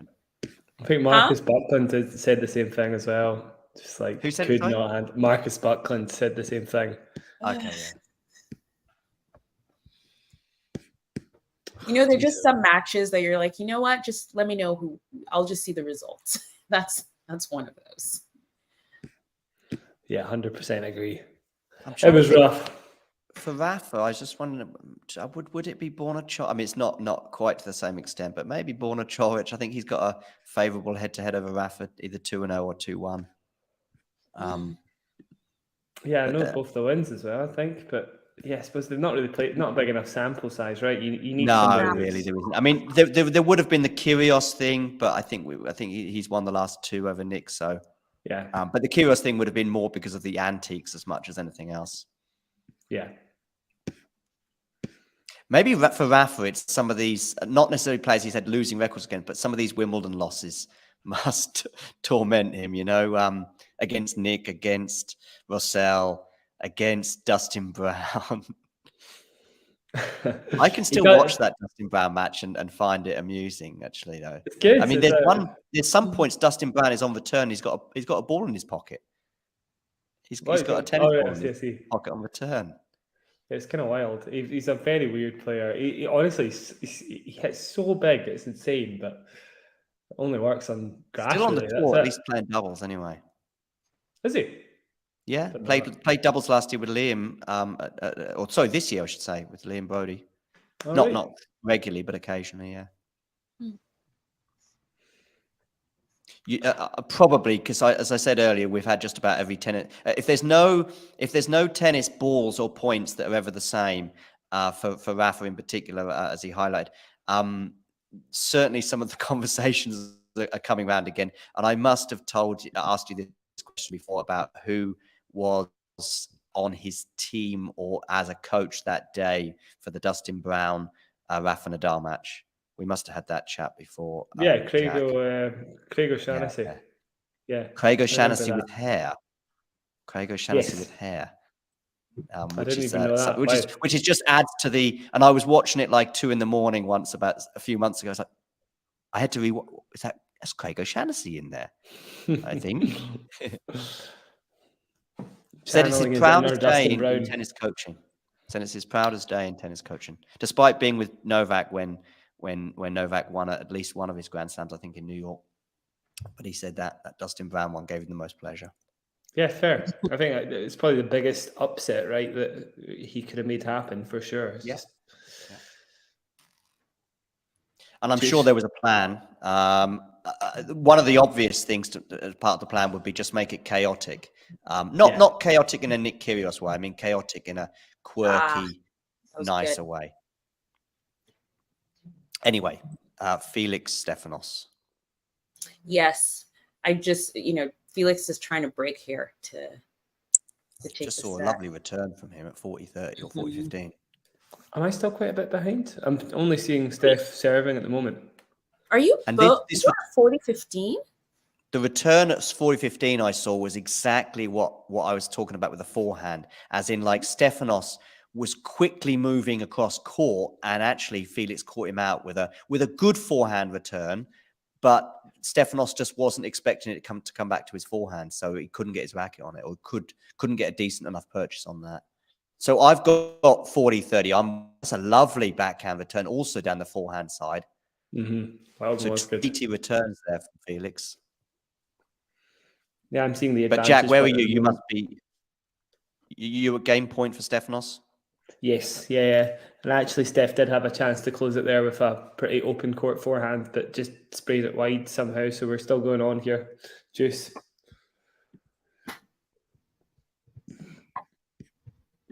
Ghosty saying in the chat, one big downside of the ATP is it doesn't allow for more players like Brown.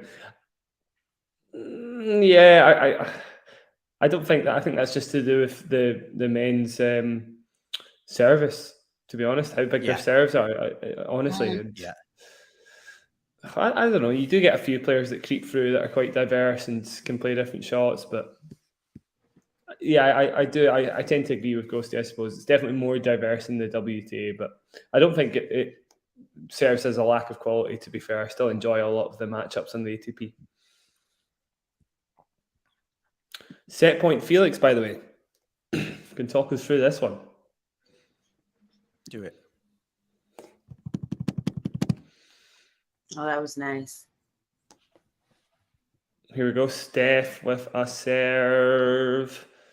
Out wide attempt, misses. So we've got second serve on set point now. Can Felix close it?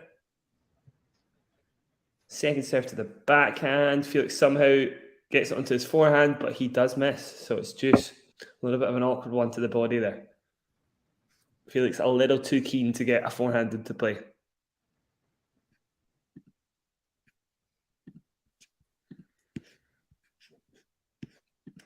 Creeping into 6 minutes this game now. Still on juice. Big serve down the tee for Steph. Backhand at the net. Oh my goodness, that's terrible. He's a little angry at that one. Wait till you see that one. Have you seen that one, Anastasia? No, not yet. No? It's about to start. It wasn't quite an open court to hit into, but it's certainly the sort of shot you'd expect him to make 99 times out of 100.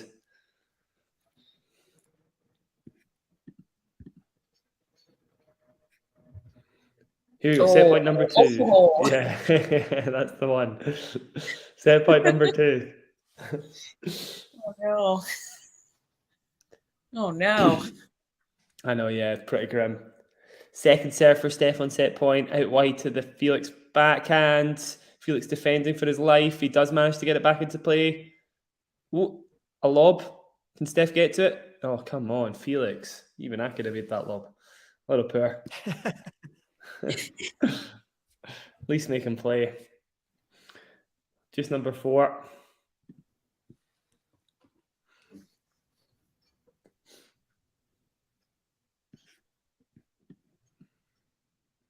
Yeah, loses that set point. I don't really think Felix did too much wrong. He was kind of on the back foot the whole time. Just that last shot maybe could have been a bit better executed. Yeah.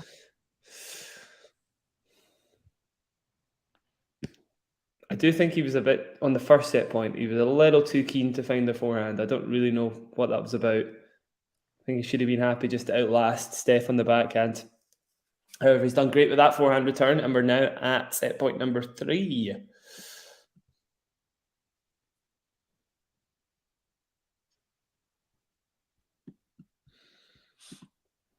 Here we go. I don't think Felix would mind serving it out, given his run in Basel, but we'll see what he does with this return. It'll be interesting to see if he tries to get an early shot into play, because he's got another second serve to work with. Will he look for the forehand at all costs, or will he just try and outlast the Greek? Big second serve out wide.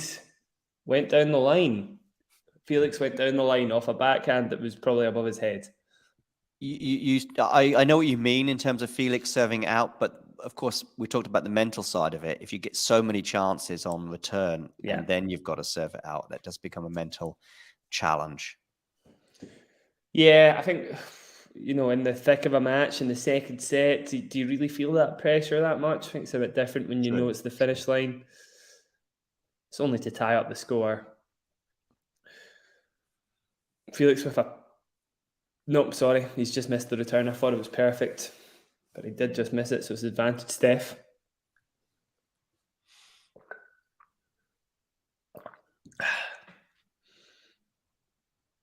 Yep, here we go. Game point. Steph, first serve, out wide, misses, second serve. Can't buy a first serve.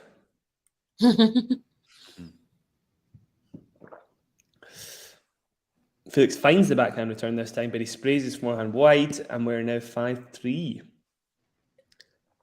There you go. So we're going to sort of put this to the test a little bit.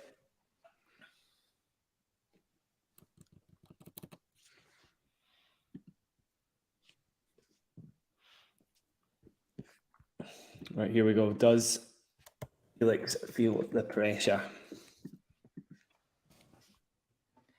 Under pressure. I'm not sure now. I think when it first sort of started, the underarm stuff, there was some scorn from some stiff fans, let's say, and people. But I think generally now we just go, you know what? It's part of the game. It's fine. You might get somebody. I think the Davidovich-Fokina one focused too much on the outcome. I think we spoke about this earlier on this year, Jack, that I think on a match point or something he did it and it didn't work. But regarding the scorn that he's referring to, anybody who scorns it is just... You can suggest that maybe it's not the right tactic. Like maybe you're doing on a second serve, for example, or you're doing it against an opponent who's close to the baseline, or you're doing it against an opponent who's super fast. Yeah, sure. I have no issue if you think it was the wrong idea at the time, blah blah blah. But in terms of this idea that you shouldn't. No, that's BS. You can do whatever you want. Yeah, agreed. Agreed. I did it once, an underarm serve, because I wanted to win the point, not because I was being clever. And I ended up losing the point, and my opponent said deserved. Like deserved? Yeah, he said you deserved to lose the point for that. Were you just like, all right, whatever. I think I did respond, but I don't. I probably just responded with scorn. A lot of these tennis players, honestly, so strange. Yeah. I mean, yeah. I mean, the thing is, the problem that there's two issues that I sort of have. One is that my serve is weak, so that's the tick box to say it was a good idea. The problem is that amateur players are not normally that far behind the baseline, because not that many amateur players have a big serve, or that many players. So that's the problem with the drop shot, and B, the underarm serve, is that you need to have a big serve or have a big game. That generally amateur players are not in the Daniel Medvedev sort of position on court. Yeah, very good point. But if you just want to get the serve in, why not? Underarm serve is attackable. So that's the other thing as well. Yeah, it's very different from an underarm serve in the professional tour, because you've not got it married with the fact that a first serve is going to push you right back. You're right, so it's not actually that effective. But just starts the point. Will the other person choke it? If they do, then you deserve to win the point. Yeah. 30-all, by the way. Felix keeping himself alive with two pretty great serves on the 2 points he's won so far in this service game. First serve out wide, also fantastic.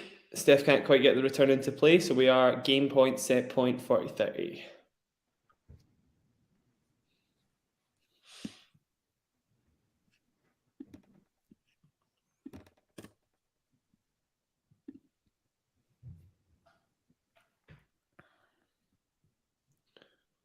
Right, here we go.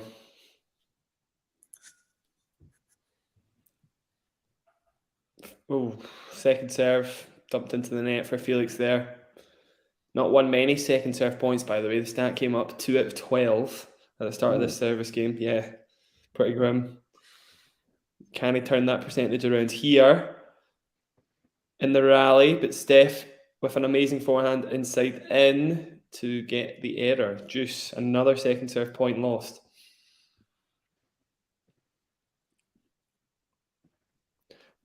Worrying stuff, maybe. I also watched Tsitsipas last week against Mashak. He was down 4-2 in the decider, and was in quite a bit of trouble. I think Mashak probably let him off a bit there. And from the moment he broke back, it was one of those, that we touched on before, where once you break back, it's quite different. I think Stefanos won. I think he won 7-5 in the third in the end. Didn't even go to a tiebreak. Yeah, I saw that. It was indeed. Here we go. Deuce. Felix with plenty of spin in that. Steph defending it well on his backhand, in fairness to him. He's still in the rally here. Another backhand down the middle.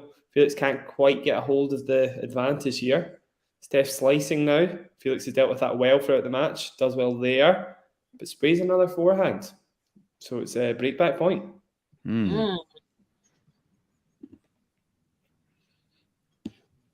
He's not great in the longer rallies at the moment, is he, really? It's just that first serve advantage, basically, and that's about all he's got going for him at the moment. No offence to Felix, but I'm sure he wouldn't not agree with me.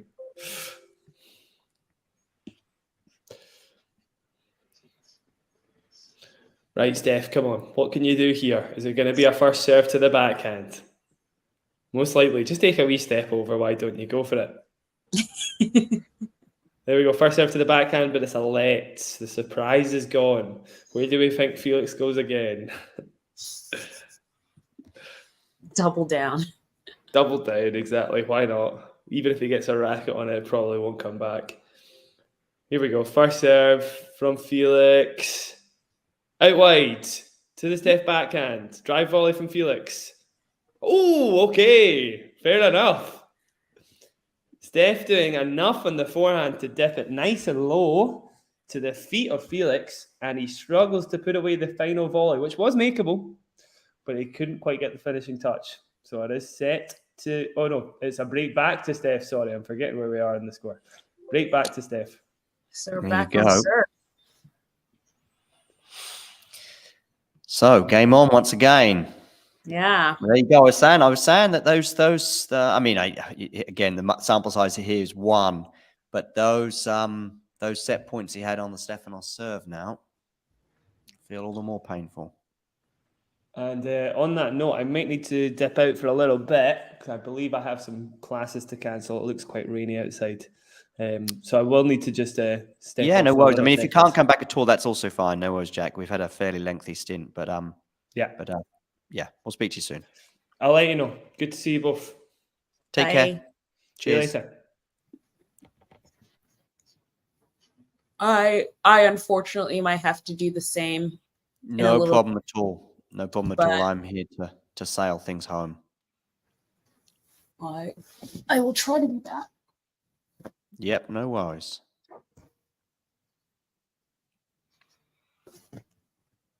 Lajovic has won the first set against Dimitrov.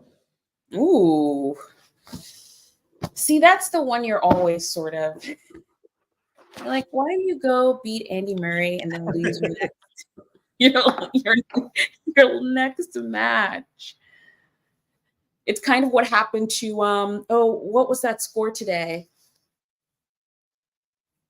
Someone's already out. Oh, who was it? Look at the...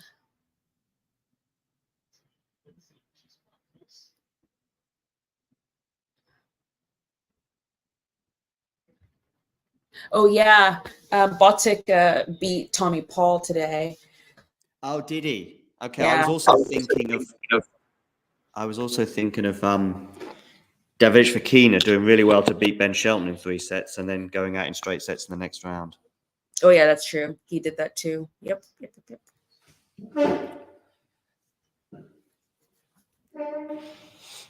Just give me 30 seconds. Just need to find another microphone. I'm here.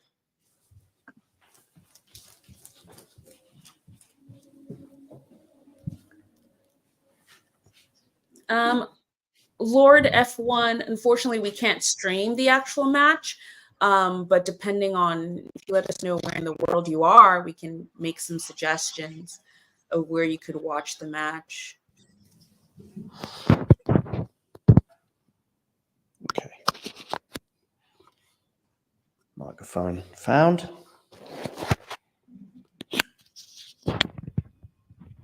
Testing, testing. 1, 2, 3. Can you hear me? Yeah. Okay, cool. Or you're doing a mic switch. Yeah, just the battery was low on one of them. Mm-hmm. And the only way I can charge it is if I unplug my receiver, which obviously means you can't hear me at all, which I'm sure many people will be quite pleased about. But Not true. Not true. What else are you streaming today? What else? The 2 women's matches, WTA finals. I'm very intrigued by Rune Dominic team, but there's only so many hours in the day. Yeah, I just think that to do that would be a bit epic. So, yeah, the 2. Are you okay for the second one? The Ons Marketa? No, yeah, Ons Marketa, isn't it? Yeah. Yes, I can do. Damien is going to do the first one. Okay, cool. Because it's a bit more pleasant in terms of European time. So he's going to do Coco against Iga, which I think for many is probably the more interesting match in terms of one of those two could well go on to win the tournament. But as I say, I think Damien's going to do that one, and then we'll do. But yeah, there's only so many hours in the day, and but Rune Dominic team, I'll almost certainly be watching. Oh yeah, I'll be watching that. I definitely will be watching. It's going to be exciting. Yeah.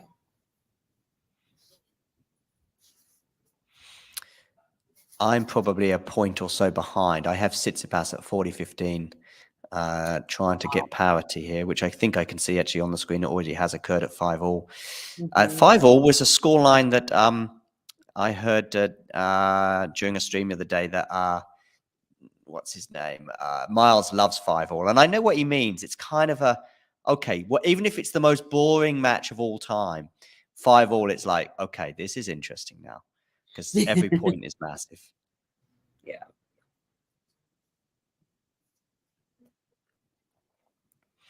For those of you just tuning in, Lajovic has won the first set over Alex de Minaur. Hubie Hurkacz won in straight sets earlier. And another top seed is out in Daniil Medvedev. He lost to Dimitrov. So that's someone who was talking in the chat earlier that about halves of the draw and where people are. That bottom half now has been hit by the 2 and 3 seeds going out because Alcaraz, of course, lost last night. So that has opened up for someone to take advantage. Who do you think comes out of that hat? Sinner and Rublev are in the top half with Novak. So now in the bottom half, that's a good question. I think I was getting my top halves and bottom halves muddled up. I think it might have been with you yesterday we were talking about, actually. Yeah. But it's Sinner and Rublev are in the top half. So I know that they're not going to be able to take advantage of this chasm, this gap now in the bottom half. But I'm now going to have a quick look at the bottom half and see players. Zverev, yeah. Maybe he's the biggest sort of beneficiary in that bottom half. Just having a look at the seeds. Tsitsipas is also, and so Felix and Tsitsipas, so the winner of this match may well now look at a potential final run just because of where these two guys are in their standings in the game, but also Felix indoors, his form, Tsitsipas, number 7 seed. Yeah.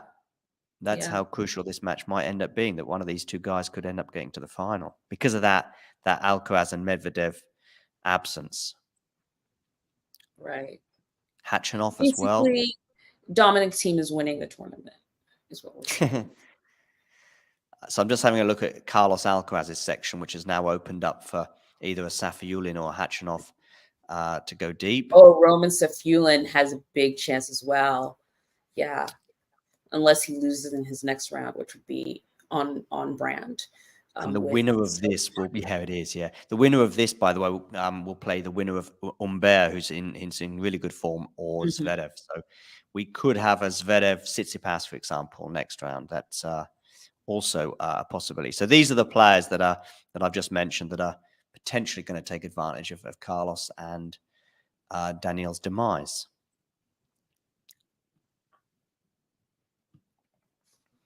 I've got 15 all here with Tsitsipas and Felix. So feel that the landscape in the last 5 minutes has changed pretty dramatically for Felix, who had set points on the Stefanos serve. I think he had a few of them and couldn't take any of them, and then of course got broken. Is this Roman? Oh, that's tomorrow. That Roman Safulin plays Karen? Is that Yeah, tomorrow? I think it's tomorrow, yeah. Yeah, that's tomorrow. Okay. Okay. And probably, I think from tomorrow onwards, they play every day from that moment onwards. Yeah. Okay. Hatchanoff has yet to drop a set en route to the round of 16. Mm-hmm.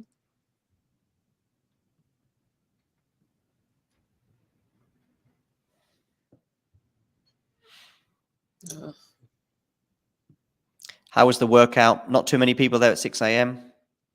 No, it's packed. Oh, really? New Yorkers. New York. City where never sleep. Yeah. It was packed. Actually, is there anything in New York that isn't packed? I mean, this is true. That's also, yes. It's a dense, pretty dense city. olives in a jar. Ooh, is he gonna get it? Is he gonna get it? Yeah. Oh, that was good. Good one. Have you seen that yet? No, definitely not. I've got 40-30, so it's game point for Felix. Okay.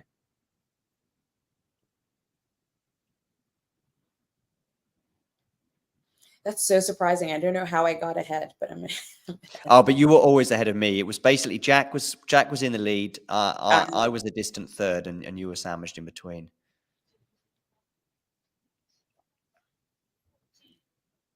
Sky Sports is the brand that I use in Germany, and they're always the furthest behind. Even when I'm switching to other providers, like during the US Open, I was with something else, and that was better.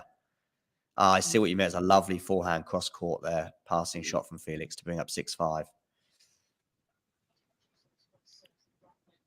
So we could have another hour of this, or we could have 5 minutes. Well, it depends on the next couple of games. Yeah, during the US Open, it was a different provider, and I was much more up to speed.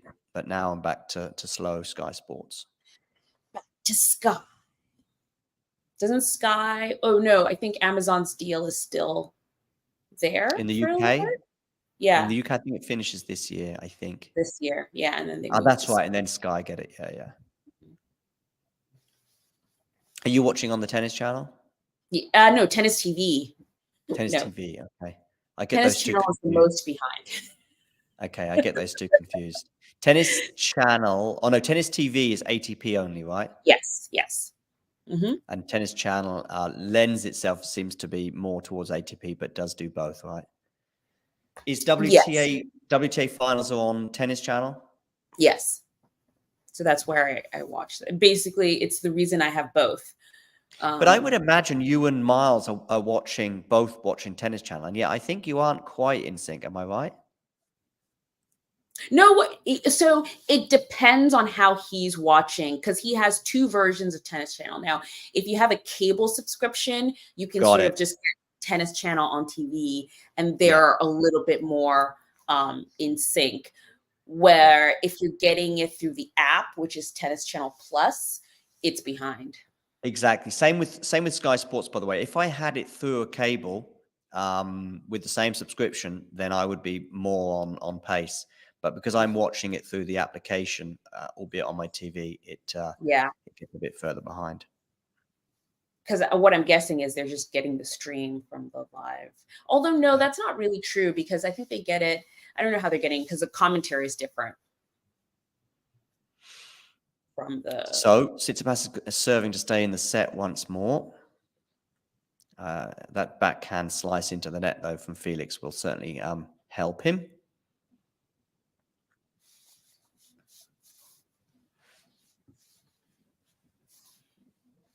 It's nice being ahead.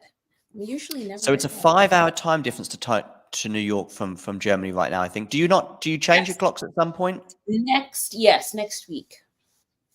This coming weekend or the weekend after? I think it's this coming weekend, actually. Okay. So for 1 or 2 weeks a year, there's a 5-hour time difference. For the rest of the year, it's 6. It's 6, yeah.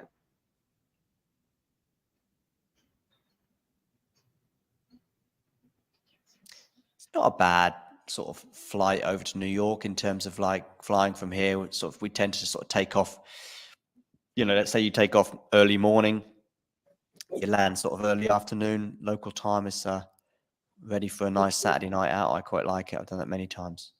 Yeah. It's this weekend. We save time this weekend. Which would be nice. Spring forward, dark. fall back. Yeah. 40 love now for Tsitsipas here on serve, so he's about to force a tie break.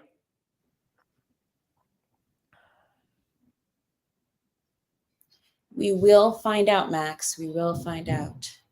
Here we go.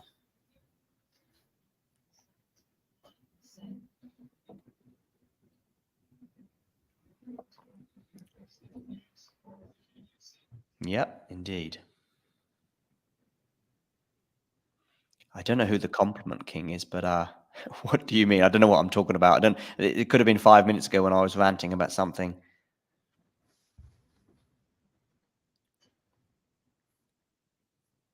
Anyway, compliment king, lovely to have you on board. Make sure you hit the like button, and if you haven't done so already, hit that T in the bottom corner of the screen where you can subscribe.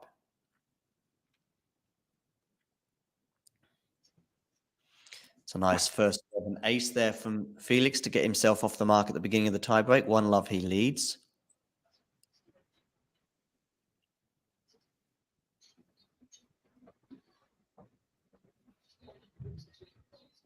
Are you a Felix fan? Yeah.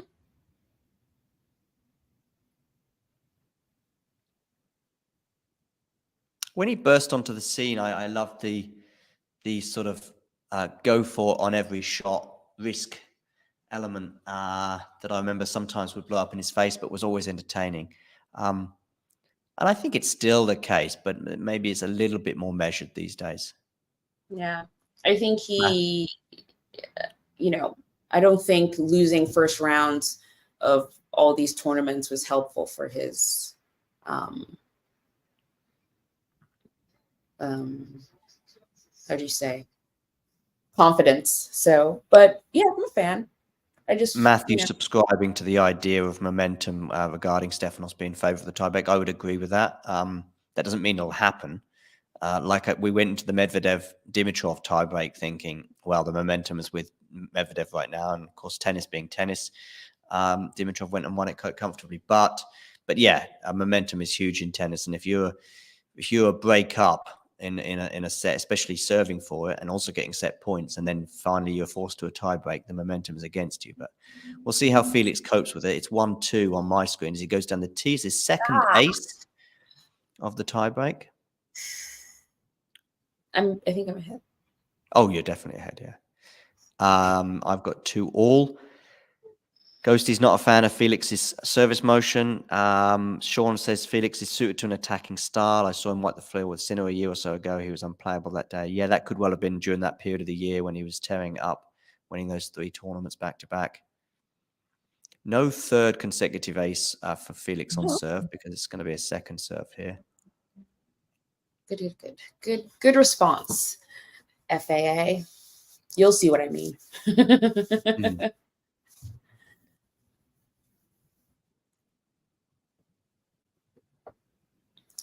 I really should go, but no, I'll give it a few minutes. Got to finish the tiebreak, guys. Let's do this. Finish the tiebreak, and then and then you can chill out either way. Whether the match is done or third set, I can finish the match one way or another. Will Stefanos Tsitsipas be finishing the match here, though? 3-2, he leads in the tiebreak now with that mini break advantage. Onto the backhand of, that's a lovely backhand down the line, but getting that mini break back. And we're now at 3-all at the change of ends.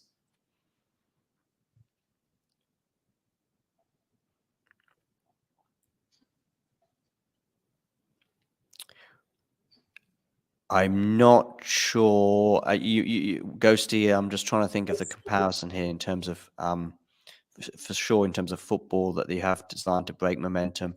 Yeah, I mean, I in get a what team sport, you can throw out a Yeah. few, if you lose a goal, you can do all sorts of things. You can break momentum. You can disrupt the play. You can just kick the proverbial out of your opponent. That's a good way of, but you can't do that in tennis. So that's the thing. In football, if you wanted to disrupt the momentum that your opponent has, you can just give them a few kicks. You might get a yellow card or two, but you can also spread it around amongst the team. As far as I'm aware, in tennis, you're not allowed to go on the opposite side of the court and basically kick your opponent. And go, I'm just trying to break his momentum. I mean, you certainly would do that. Nice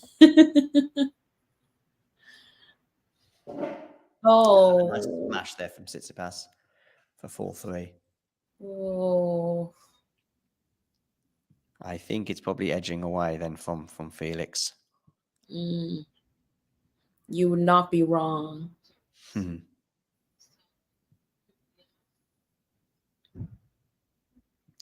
I'm not sure who they're playing next, actually, Matthew. Let's see. I have it up right here. So Felix at 3-4. First serve is long. Oh, that's, so I figured the reason behind this sort of Djokovic playing doubles with Mimir is prep for not only the Olympics coming up, but also for Davis Cup. Yeah, I heard that, and I hadn't thought of that. I thought that's a good point that James made yesterday. Yeah, so I think that's what they're doing, but they're playing Epton Bopana next. Okay, yeah, so sort of double specialists, yeah. Yeah, so that will be the real test. Yeah. I think there's also an element of if you don't play tennis for a few weeks competitively wise, it's not the worst idea to just sort of play some doubles to give a bit of edge to your practice. True. But I mean, the moment I saw it and who he was partnered with, I was like, oh, I see what's happening. And also, true, Kecmanovic, yeah. Yeah, and part of his training block, I think he did with Hamed, the younger Serbian who's a little lower. Yeah.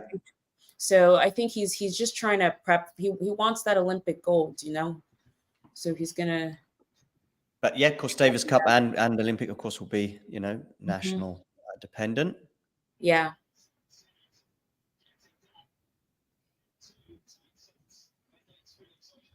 I don't know, Carhan. Maybe Shelton, did he pull out the doubles? Okay. Yes, he did. He pulled out. Wait, no, actually, what am I talking about? I don't think he ever was in doubles. It was Wawrinka that pulled out. Yeah, no. So Shelton, Shelton, I actually don't think he was actually set to play doubles at this tournament, but Wawrinka pulled out once he lost his first round match.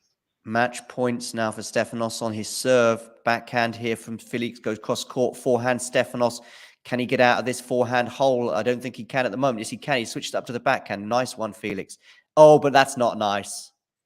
That backhand shank, mishit, whatever you want to call it, gifts the match to his opponent. And Felix, in narrow fashion, goes out. Straight sets, but of course he was serving for that second set.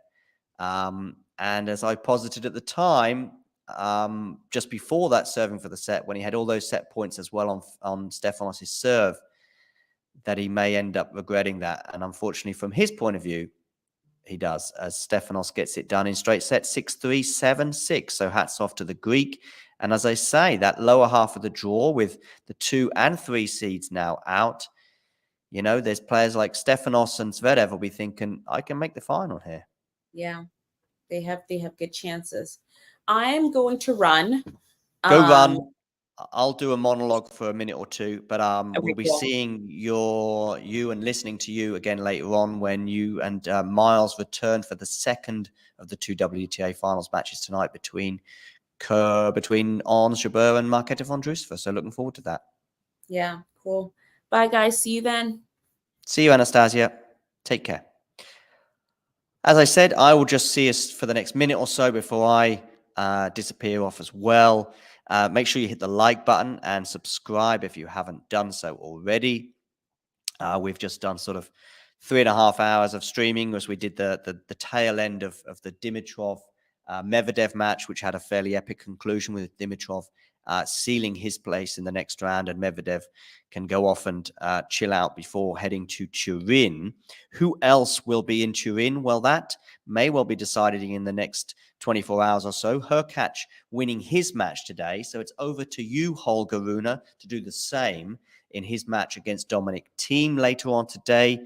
So that's going to be an interesting one. And then also, of course, in action later on today, we've got Djokovic as well. And we've also got the WTA finals, which we'll have live commentary for as well later on. So please make sure you like, subscribe, click the notification bell. I think I saw somebody mentioning that the notification didn't go off. So there's a bell in the top corner that you can click, and that will then give you the alerts as soon as we go live.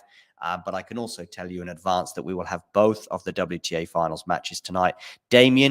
Curmudgeon Damien will be commentating on the first one between Coco and Iga, and the second one will be brought to you by Miles and Anastasia, with Marketa Vondrousova against Ons Jabeur in a rematch of that Wimbledon final that they had. Those two, of course, having lost their first match, desperate for a win to get themselves off the mark. Just having a quick look at Felix Auger-Aliassime today, 35 unforced errors in a straight sets loss. Too many, really, that's going to help you win a tennis match, especially when your opponent is basically doing half the number of unforced errors. So we had an unforced error strewn display from Felix, but we have got some positivity to Felix to spread. I mean, he's won a match in Paris, which was something he could barely do throughout the year. And of course, he did win a tournament in Basel recently. So some optimism can still be had. And really the optimism from today is, despite the fact that he lost, he probably should have at least forced a third set, bearing in mind he had all those set points and was serving for it. But hats off to Stefanos. He's into the next round, where he may potentially be playing Alexander Zverev. Tsitsipas will wait for the winner of Humbert and Zverev, which is by no means guaranteed, bearing in mind the form of Humbert right now. And Ghosty, you missed a bearded phase from basically you were away as well whilst Damien went through an unshaven period. But upon your return, he's also now clean shaven, so you missed out on that. But he'll be bringing us his compatriot Iga Swiatek's match against Coco Gauff later on. So make sure you join us for that and the second match in Cancun between Marketa Vondrousova and Ons Jabeur. But for those of you tuning in, thank you very much. And congratulations to Stefanos Tsitsipas and Grigor Dimitrov, who both won their matches today in Paris. Everybody, you know the drill. If you enjoyed this video, make sure you hit that like button. Don't forget to subscribe and click that notification bell so you don't miss out on all things tennis.